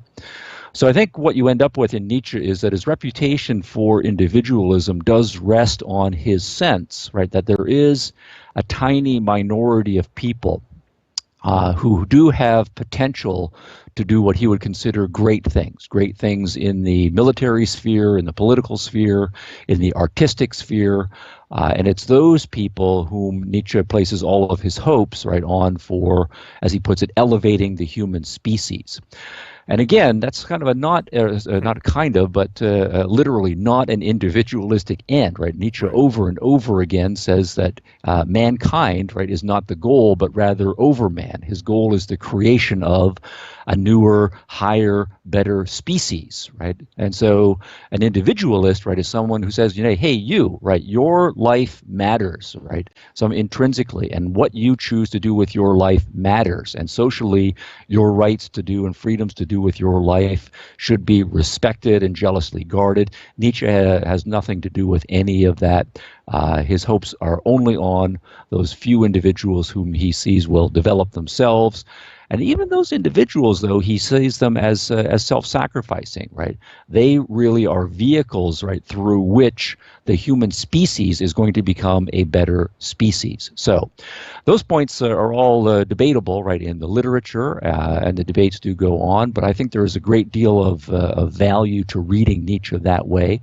And so while I do see that there is a lot of rhetoric in Nietzsche that individuals can respond to, philosophically, he's actually not much of an individualist. Now, that's the first half of your question. But maybe you want to follow up on that. Before we go to the next, I just wanted, before it slips away, I just had a question as because it occurred to me, and I don't know why this had never occurred to me before in this context, but you laid out a very, very strong case, I think, for the collectivist nature of his work.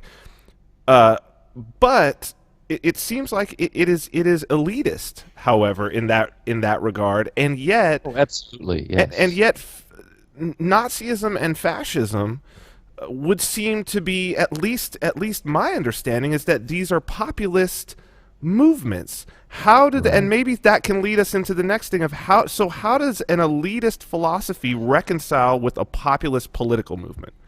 Right. Okay, good. Yeah, so on the first part of that is the transition, right? Nietzsche does at various points say his thinking is by no means liberal. And what he means by that is what we now think of as classical liberal, where you're interested in the individual, the rights of individuals, to life, liberty, property, the pursuit of happiness.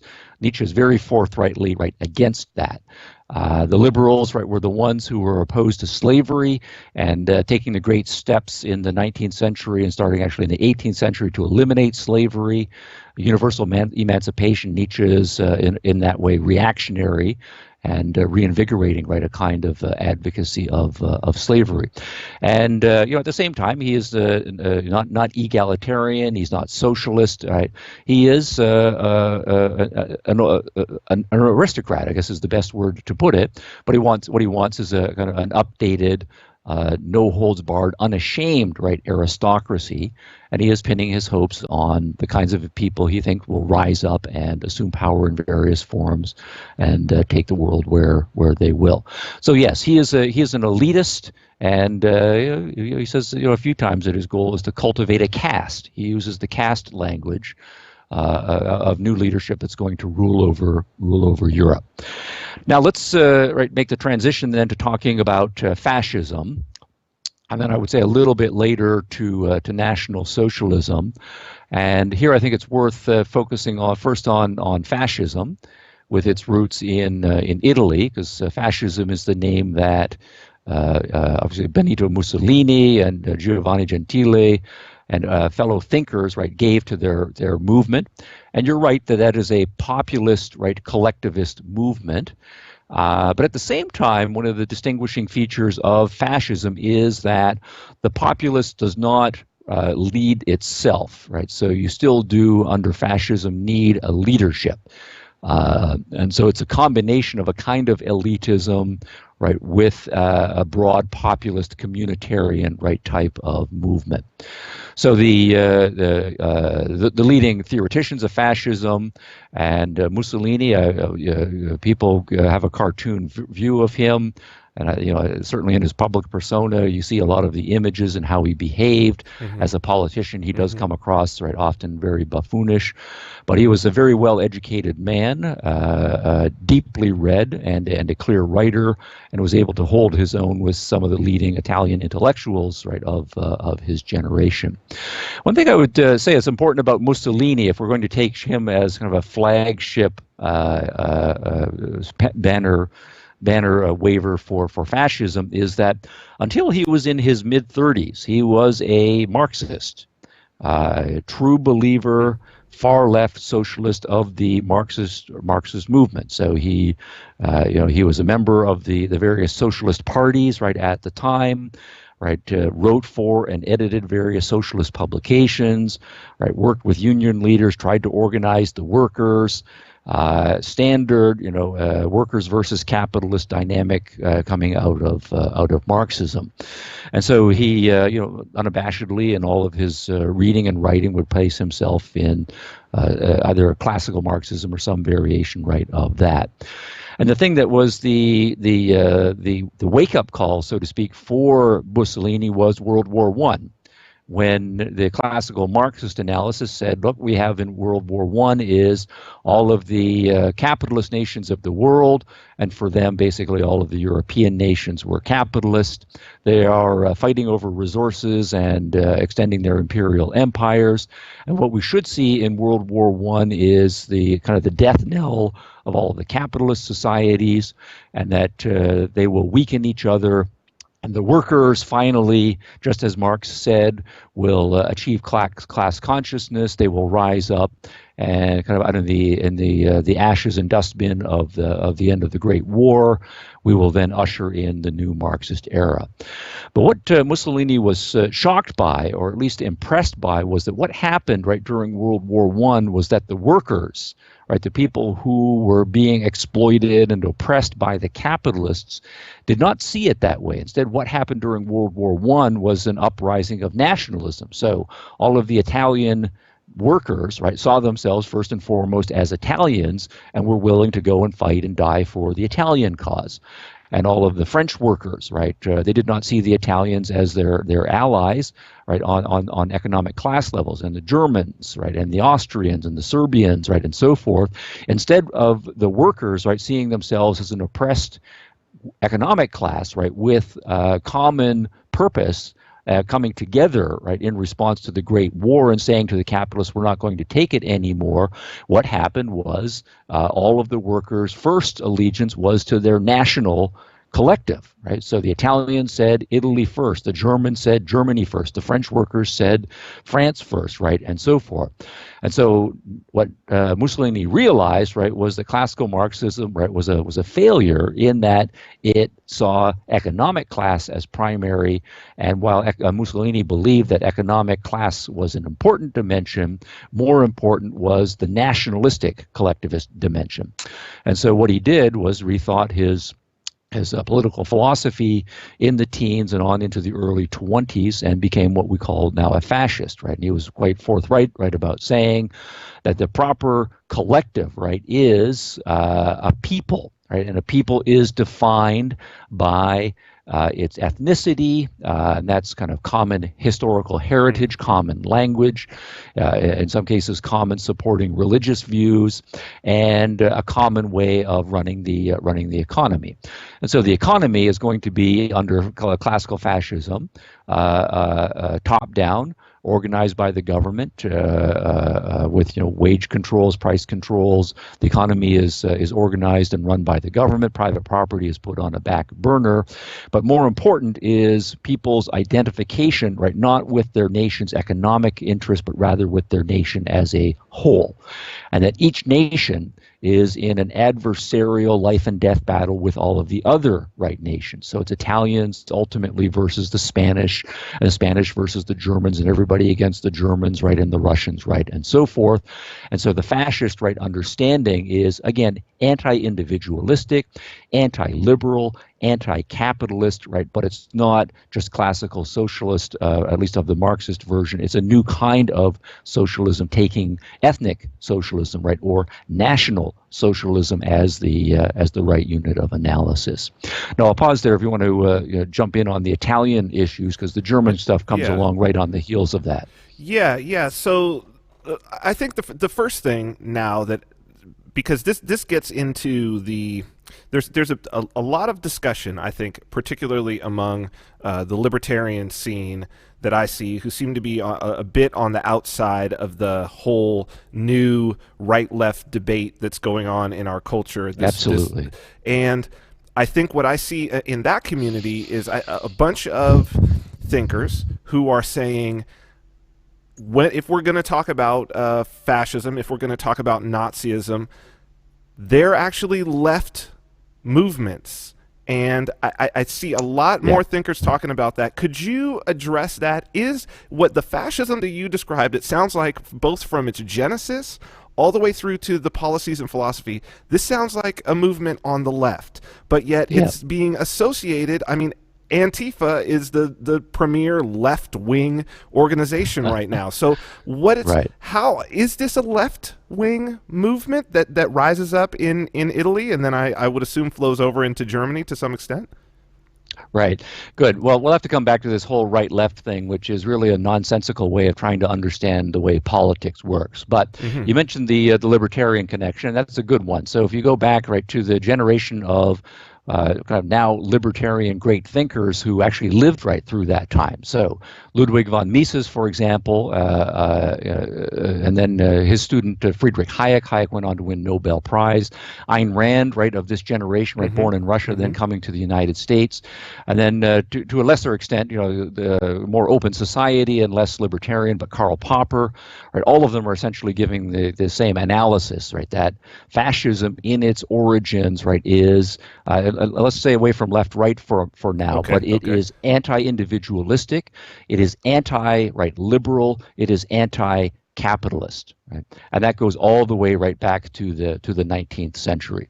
Now, there's a long story, right, that you can tell here, and drilling down into how the 19th century thinkers, right, who saw individualism, capitalism, and liberalism as the enemy, right, saw the turf. And they recognized that they had divides among themselves, but all of them who were opposed to that trinity, right, liberalism, individualism, and capitalism, right, recognized that that was the great enemy, and then among themselves they would have a debate about who were the true socialists. Right? So if you think, for example, that it's not the individual, right, that is the basic unit of analysis, but rather it is society, it is the community, it is the collective, right, it is the nation, some overall individual that the individual, or unit rather, that the individual belongs to, is supposed to serve, is supposed to sacrifice, then all of those movements, right, that call the social, or gives the social strong primacy over the individual, were fighting over the label and saying, we are the real socialists, right? And all of you guys who wanted to defect on this issue or soften things on that issue, you are betraying this true socialist ideal. And among that group would be the Marxists, it would be the early fascist thinkers, and it would be many of the thinkers then who fed into German, right, National Socialism. So let me make a transition here to the German story a little bit. We can talk about Hitler, of course. He was an activist. But I would say we should also talk about Joseph Goebbels, who was kind of the leading theoretician and propagandist, right, for National Socialism. And of course, we can talk about the label, right? National Socialism is a perfectly legitimate label, and it's exactly right what the Italians, right, were doing. It was socialism based at the national level, right, rather than the international level. But I want to mention Goebbels just for a few minutes here, because he had a Ph.D. And he had studied at 5 different universities in Germany. Extraordinarily well-read man in the history and in humanities and political science and psychology, right, and so forth. And did get his PhD at a time when getting a PhD from a German university meant something, right, very significant. So he is no lightweight. Joseph Goebbels loved Karl Marx, right? One of his great heroes. And when you read Goebbels, right, original Goebbels, he is full of rhetoric that is straight out of Karl Marx about how capitalists are just the money-sucking dregs of society, right? The worship of mammon, right? And then we start to have some religious language, right, that gets thrown in here as well, is a drain on society, that capitalism is purely exploitative, that the worker in a capitalist society is a mere cog in a machine, having all of his humanity stripped away from him, and it goes on. And I would guarantee you, I could come up, you can just take 200 pages of Goebbels' writing, and if you did not know that it was Goebbels, you would swear that it was Marx, right, or Engels, or a very close fellow traveler. Wow. And so the socialism, including the economic socialism that is deeply Marxism, all of that is incorporated into the economic theories, right, of the National Socialists, right, in Germany. Now, another piece of data here is that if you go to the party founding, the founding of the Nazi Party, the National Socialist German Workers' Party. Right, that sounds rather socialistic right there. Yes. 1999, there are 3 founding members, Anton Feder, who had recruited Adolf Hitler, and another guy, Drexler, I think his name was. They're the ones who wrote up the original 25-point program for the National Socialist Party. If you just read through the 25-point program, it's reprinted in my book, but you can find it online, right, as well. There are 25 points, stressing the authoritarianism, stressing the collectivism, stressing their anti-liberalism, their anti-capitalism. But of those 25 points, 14 of them are classically socialistic demands. resurgence, right, of calling for the nationalization, right, of all industry, calling for profit sharing, calling for the government to run all kinds of welfare programs from cradle to grave, right, and so forth. So that is baked into the party program right from the very, very beginning. Hitler signed onto it, was one of the original drafts. They did not alter this doctrine all through the 1920s, all through the 1930s. The economic policy remains right constant. Now, the other significant issue here, and as another datum point, would be in the early 1920s. The Nazi Party was a very small party. It was a fringe party. The center of power is in Berlin. If you know anything about German geography, Bavaria is at the other end of the country. Berlin is in the north and the east, right? Munich and Bavaria is in the south. The party was founded right down in the south, away from the centers of power, and originally was relatively small. And of course, the Nazis were trying to build their own power base, and one of the ways that you build a power base in parliamentary and democratic republican types of systems is by merging with other parties or forming alliances. And the one and only party that the National Socialists, right, under Hitler and Feder in the early days considered merging with was the German Socialist Party. And this was just an explicitly socialist party, basically a variation on classical Marxism.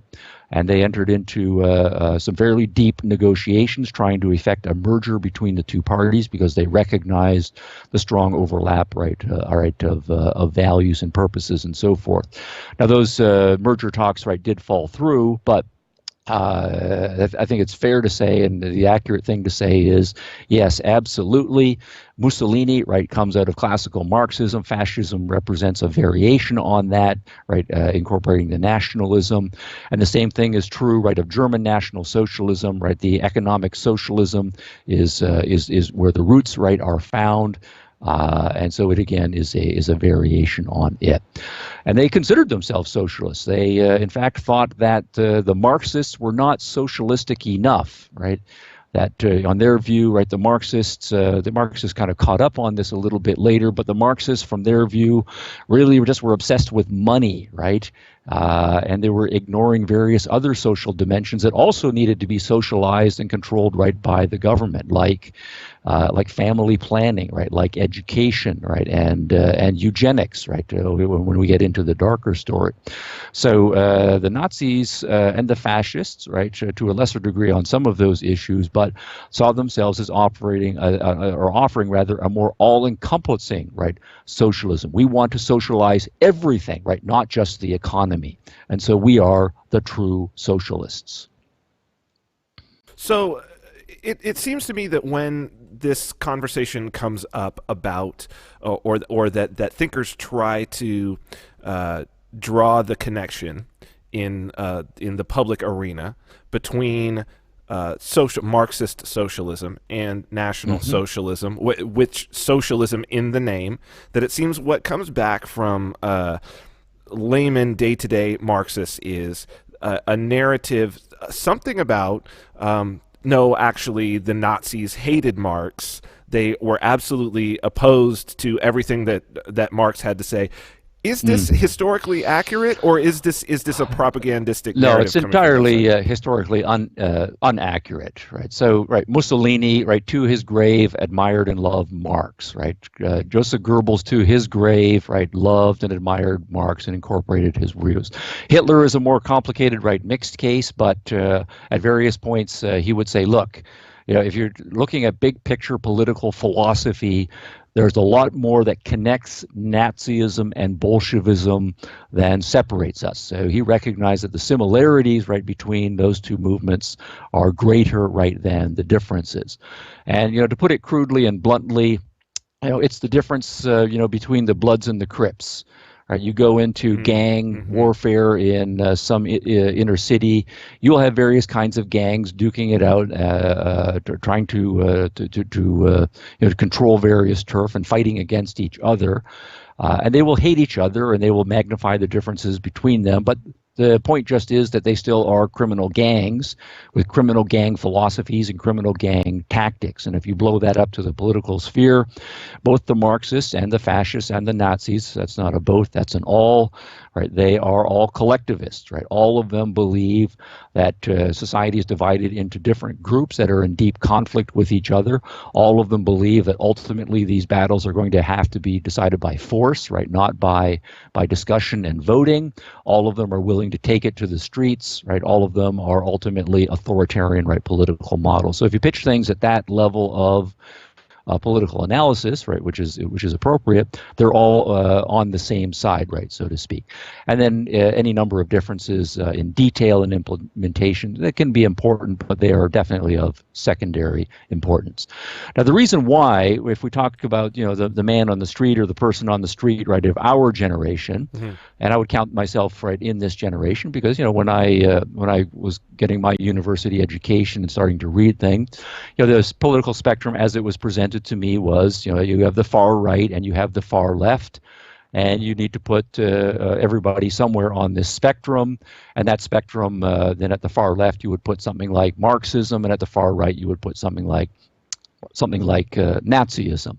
And that's what I was taught, and I remember thinking it was kind of ridiculous when I was an undergraduate. But the reason for that, then we can come back and do some political science and talk about how maybe better to construct political spectrums. Okay. But the reason for that is that essentially it's been a propaganda war, right, since the end of World War II, and thinkers on the left, and especially on the far left, have been more successful in that propaganda war than the other movements, right, at that point. So if we then bring in some points about the sociology of intellectuals since World War II, right, since 1945, it's now kind of a cliche to say that most thinkers are on the left. Some significant minorities of them are on the very far left, divided up into various factions, right, and so forth. And they have been very successful at marketing kind of a political analysis that says the political spectrum should be divided along this left-right way, and we on the left, right, some variation or softening on Marxism or neo-Marxism, right, and so forth. And then at the far left, or the far right rather, we have the fascists and the National Socialists. Now the propaganda battle, that is a little bit of an overstatement to say it's a propaganda battle, because it's also an academic battle that is conducted more objectively. But if you go to, say, the 1930s and the 1920s, many of the big name thinkers of that time would say, really, at this point, we have three options, right? We have some sort of liberal, democratic, Republican, capitalist kind of regime as a possibility. And there we would look to the United States and Canada and Britain and the various Commonwealth countries and the Western European nations, right, to some extent as representative, right, of that. Another possibility is some kind of communism, right, or international socialism or Marxism. And by the time we get into the 20s and 30s, right, we have the examples of the Soviet Union, and then soon China, right, is going to join that camp. And that's a real possibility then by the time we get into the 1920s and 30s. And then also in the 1920s and 30s, we now have a surging National Socialism and Fascism, mostly in Italy and in Germany, and that's the third contender. So it's some sort of liberal capitalism versus some sort of Marxist socialism versus some sort of fascist National Socialism. And then, of course, what happens is we have World War II, and millions of people are killed. But when the dust settles, what happens is fascism and National Socialism has been knocked out. And the only two contenders that are left are some kind of liberal capitalism and some sort of communism or far leftism. and then it's just going to be a battle over who gets to assert the best understanding of what the political spectrum should be. And frankly, the liberal capitalists have not been very successful, right, at marketing their narrative or arguing for their narrative. Instead, the thinkers on the left, with their narrative of left and right, have been much more successful. But I do think you're right that in the last 10 years or so, there has been, you're calling it, a third libertarian, right, alternative. And I think, an increasing number of people seeing that, really this whole right-left thing where, Nazism is on the far right and communism is on the far left is kind of ridiculous. I mean, I don't know, what would you say? You take a classical liberal thinker like, say, John Stuart Mill, right? Where would you put John Stuart Mill? Is he some sort of compromise between Karl Marx and Adolf Hitler? If Marx is on the left and Hitler is on the right, John Stuart Mill is a blend of those two, and that's just kind of ridiculous, right? You need a different kind of spectrum if you're going to place someone like John Stuart Mill. Okay, so so I think now we have this broad understanding, and I do appreciate, and I think that is very important for discussing the political spectrum in this context, certainly.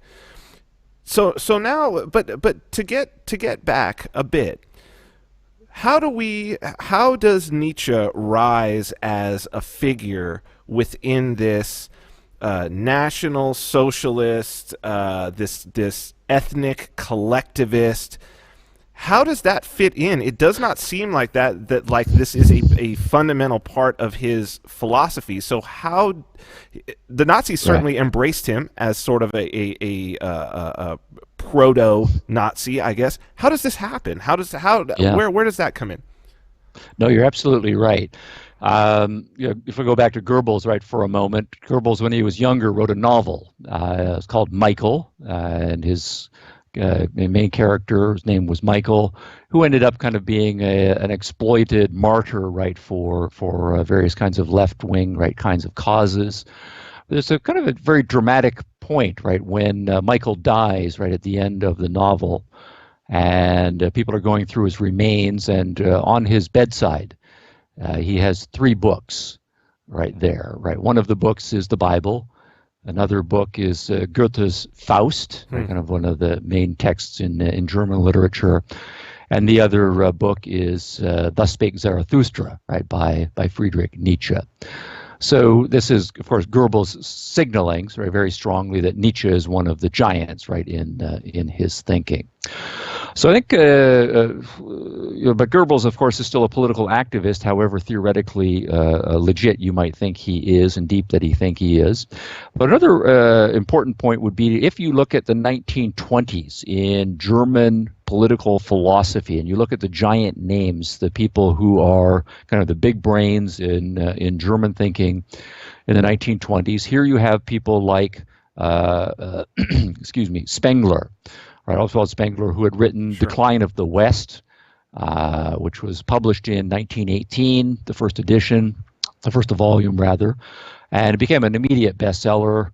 And here's another high-powered intellectual who's deeply influenced, right, by Nietzsche and sounding certain Nietzschean themes. Another name would be Moller van den Broek, right, who actually wrote a book called The Third Reich, in which he called for a kind of Prussian socialism, right, or a kind of national socialism, and another book called that was Spengler, right, who wrote that one. Moller van den Broek wrote The Third Reich, again calling for a kind of German socialism, again a deeply Nietzschean thinker. Carl Schmitt, whose works in political philosophy are seen from all parts of the political spectrum as a classic of 20th century political philosophy, also strongly influenced by Nietzsche. Martin Heidegger, by most people's accounts, one of the towering philosophers, right, of the 20th century, extraordinarily influential in the 1920s and 30s, also right, strongly influenced by Nietzsche. So all of these guys, for them, Nietzsche is their number one thinker, and all of these guys, in varying degrees, from strong to very strong, are supporters of National Socialism. They're the theoreticians, right, or the abstract architects, right, of the philosophical movement. They are the sorts of people, the political activists, right, Hitler, Goebbels, right, and the others would be reading and taking inspiration from. And so you would see all kinds of quotations and lines from those thinkers appearing in the speeches and writings of the party activists, and through them you would see, right, connections to Nietzsche. So, you know, there's more trivial things, although perhaps not so trivial. You know, in his study, Hitler had a bust of Nietzsche, right, on his desk. When Mussolini was visiting and they had a head of state visit, one of the gifts Hitler gave to Nietzsche was a collection of the complete works of Friedrich Nietzsche, right, and so forth. So it's unquestionably true, right, as a matter of historical fact, that all of the leading National Socialist theoreticians and all of the leading National Socialist politicians and activists saw themselves either as Nietzscheans or as strongly influenced, right, by Nietzsche. Now, whether they were accurate, right, in doing so, that's an interesting follow-up question. And we can get to that, but I want to let you jump in on that if you want to. So, yes, and I think that maybe we can lead in and maybe take a step from here, where we are chronologically and temporally, and step backwards to answer that question. My question to you now, and I'm sure that it's a question that from this conversation a lot of people who are watching or listening are going to have, is there's a lot of, as we've said, there's a lot of the sort of smear or slander that being thrown around that so-and-so is a Nazi, so-and-so is a Nazi. I think it's clear to us that most of the people who are being called Nazis and fascists are clearly not that. It seems like most of them are classical liberals. We've already talked about where they lie on the spectrum, and those are not Nazis. However, do you see the ideology of those people who maybe even those people who are classical liberals might say, well, maybe they classify as Nazis or fascists? I'm talking about what's being called the alt-right, some of the nationalist movements in Europe. Is that, would it be accurate to say that the ideology that they are following is one of fascism, is one that is sort of analogous to Nazism, or are they aspects of one of the other sort of players in this game that we've discussed up to now? No, I'd say absolutely. We do see a resurgence of genuine fascist and National Socialistic, Nazi, right, for short, movements. There are such movements, right, in the United States. You can find them in Hungary, in Italy, in Poland, I think, to a lesser extent. What about the alt-right, though? Would you say that that what is being called the alt-right, would you say that that would represent Nazism or that fascism or National Socialism legitimately?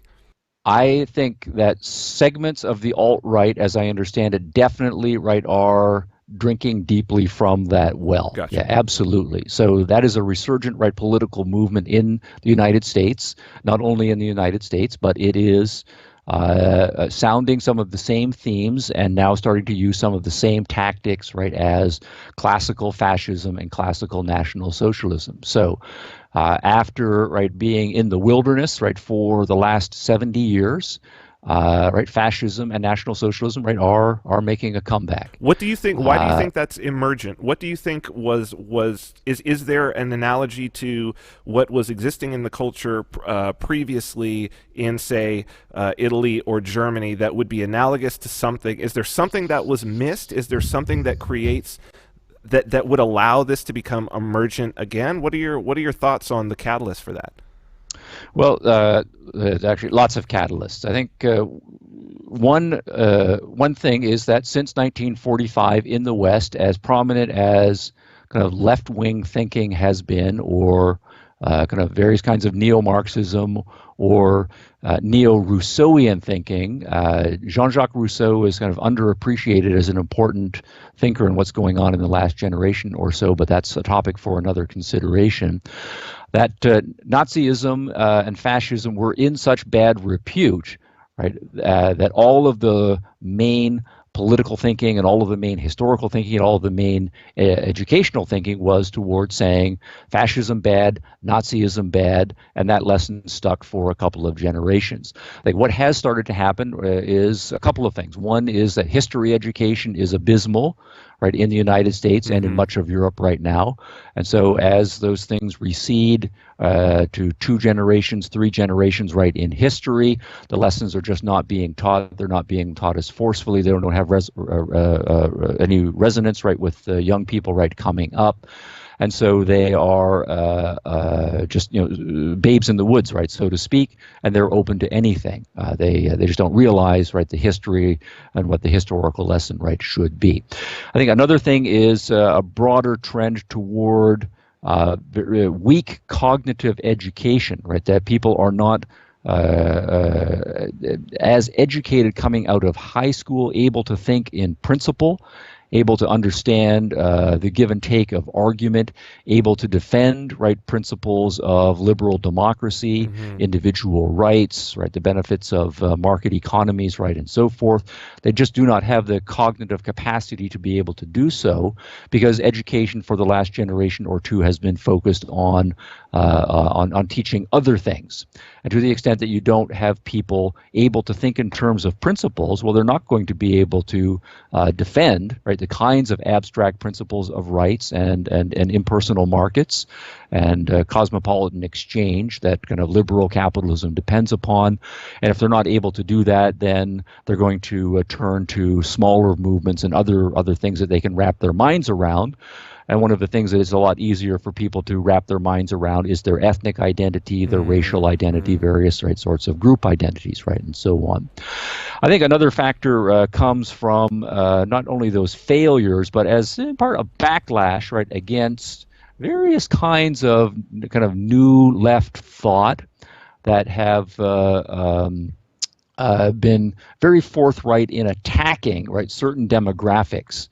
So the left itself used to be universalistic in its notions, right? That all human beings, if you think of classical socialism, right, are ultimately brothers, right, under the skin, and that ultimately we should have just kind of one class and everybody having the same general interests, and we all get along with each other. What has happened for the last 2 generations is that the far left really has abandoned that, and what the far left has done is actually agreed with the fascists and the National Socialists that various kinds of groups really are the operative unit. And so they are very interested in ethnic studies. And so the left itself has been pushing various kinds of ethnic group identity as very important. Racial group, right, identity as very important. Class group carries over as very important. Gender grouping, right, and so forth. And so the dominant messaging that has been coming out of the left is that your grouping matters, right? You're not really an individual, rather you're just part of a group, and what you are as a human being is just kind of the Venn diagram or the intersection points of various sorts of groups, and those make up your identity. So what they've been teaching, right, is people not to be individuals and not teaching people how properly to be individuals and to respect each other, right, as individuals.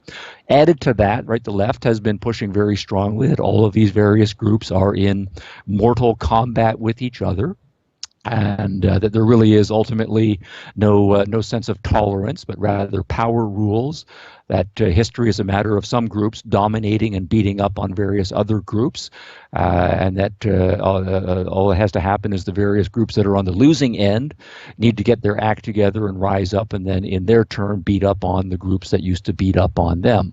And so we just have various kinds of revenge cycles that are starting to be institutionalized.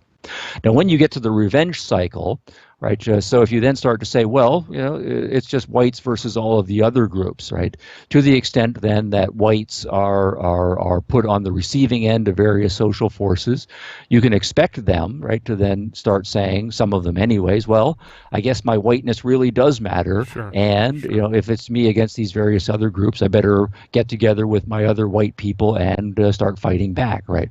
Or if it's my maleness and everybody's telling me that it's men versus women, And now women seem to have various power sources and are beating up on us men in some sectors. I guess I better get together with other males and start asserting our interests back. And so all you're going to then get, and is what we're starting to see then, is various groups right on the other side, saying it's going to be whites and males and European ethnic groups and so forth. They will get their act together, and that's what we start now to see, and we will give it the label the alt-right. And in some ways, right, it is an alternative to certain kinds of right thinking.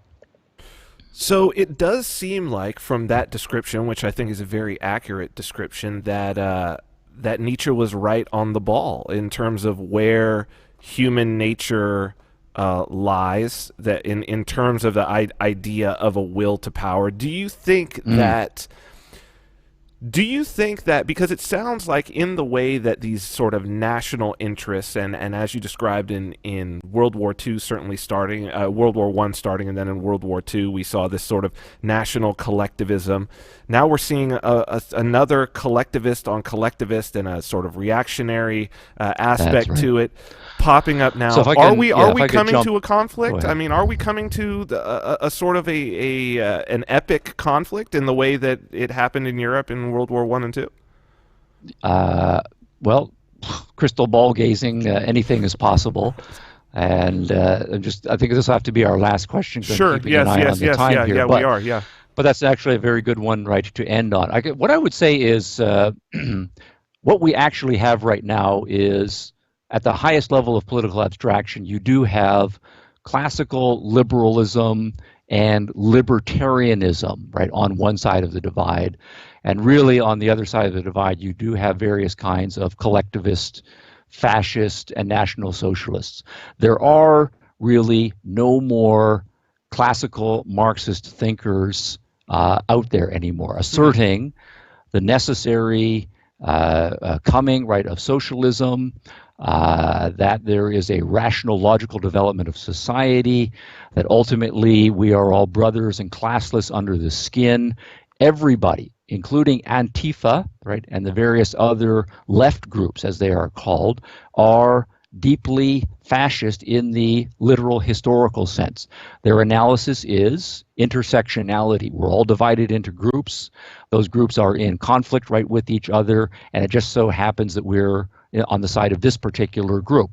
And then various other groups will say, yes, we're all divided into groups. I happen to have been packaged into a different group, and my loyalties then are to them, and we are fighting the same authoritarian battles. So if you have what are people who describe themselves as being right out of the far left, I think it's fair to say that, yes, they did read their Marx when they were young. Yes, they did read their Jean-Jacques Rousseau and the other utopian socialists and so forth when they were young, but they are following the same path that Mussolini followed. They're following the same path that Joseph Goebbels followed, and that they have abandoned classical Marxism and they have adopted various kinds of nationalistic, ethnic, racial / gender, right, group identities as fundamental.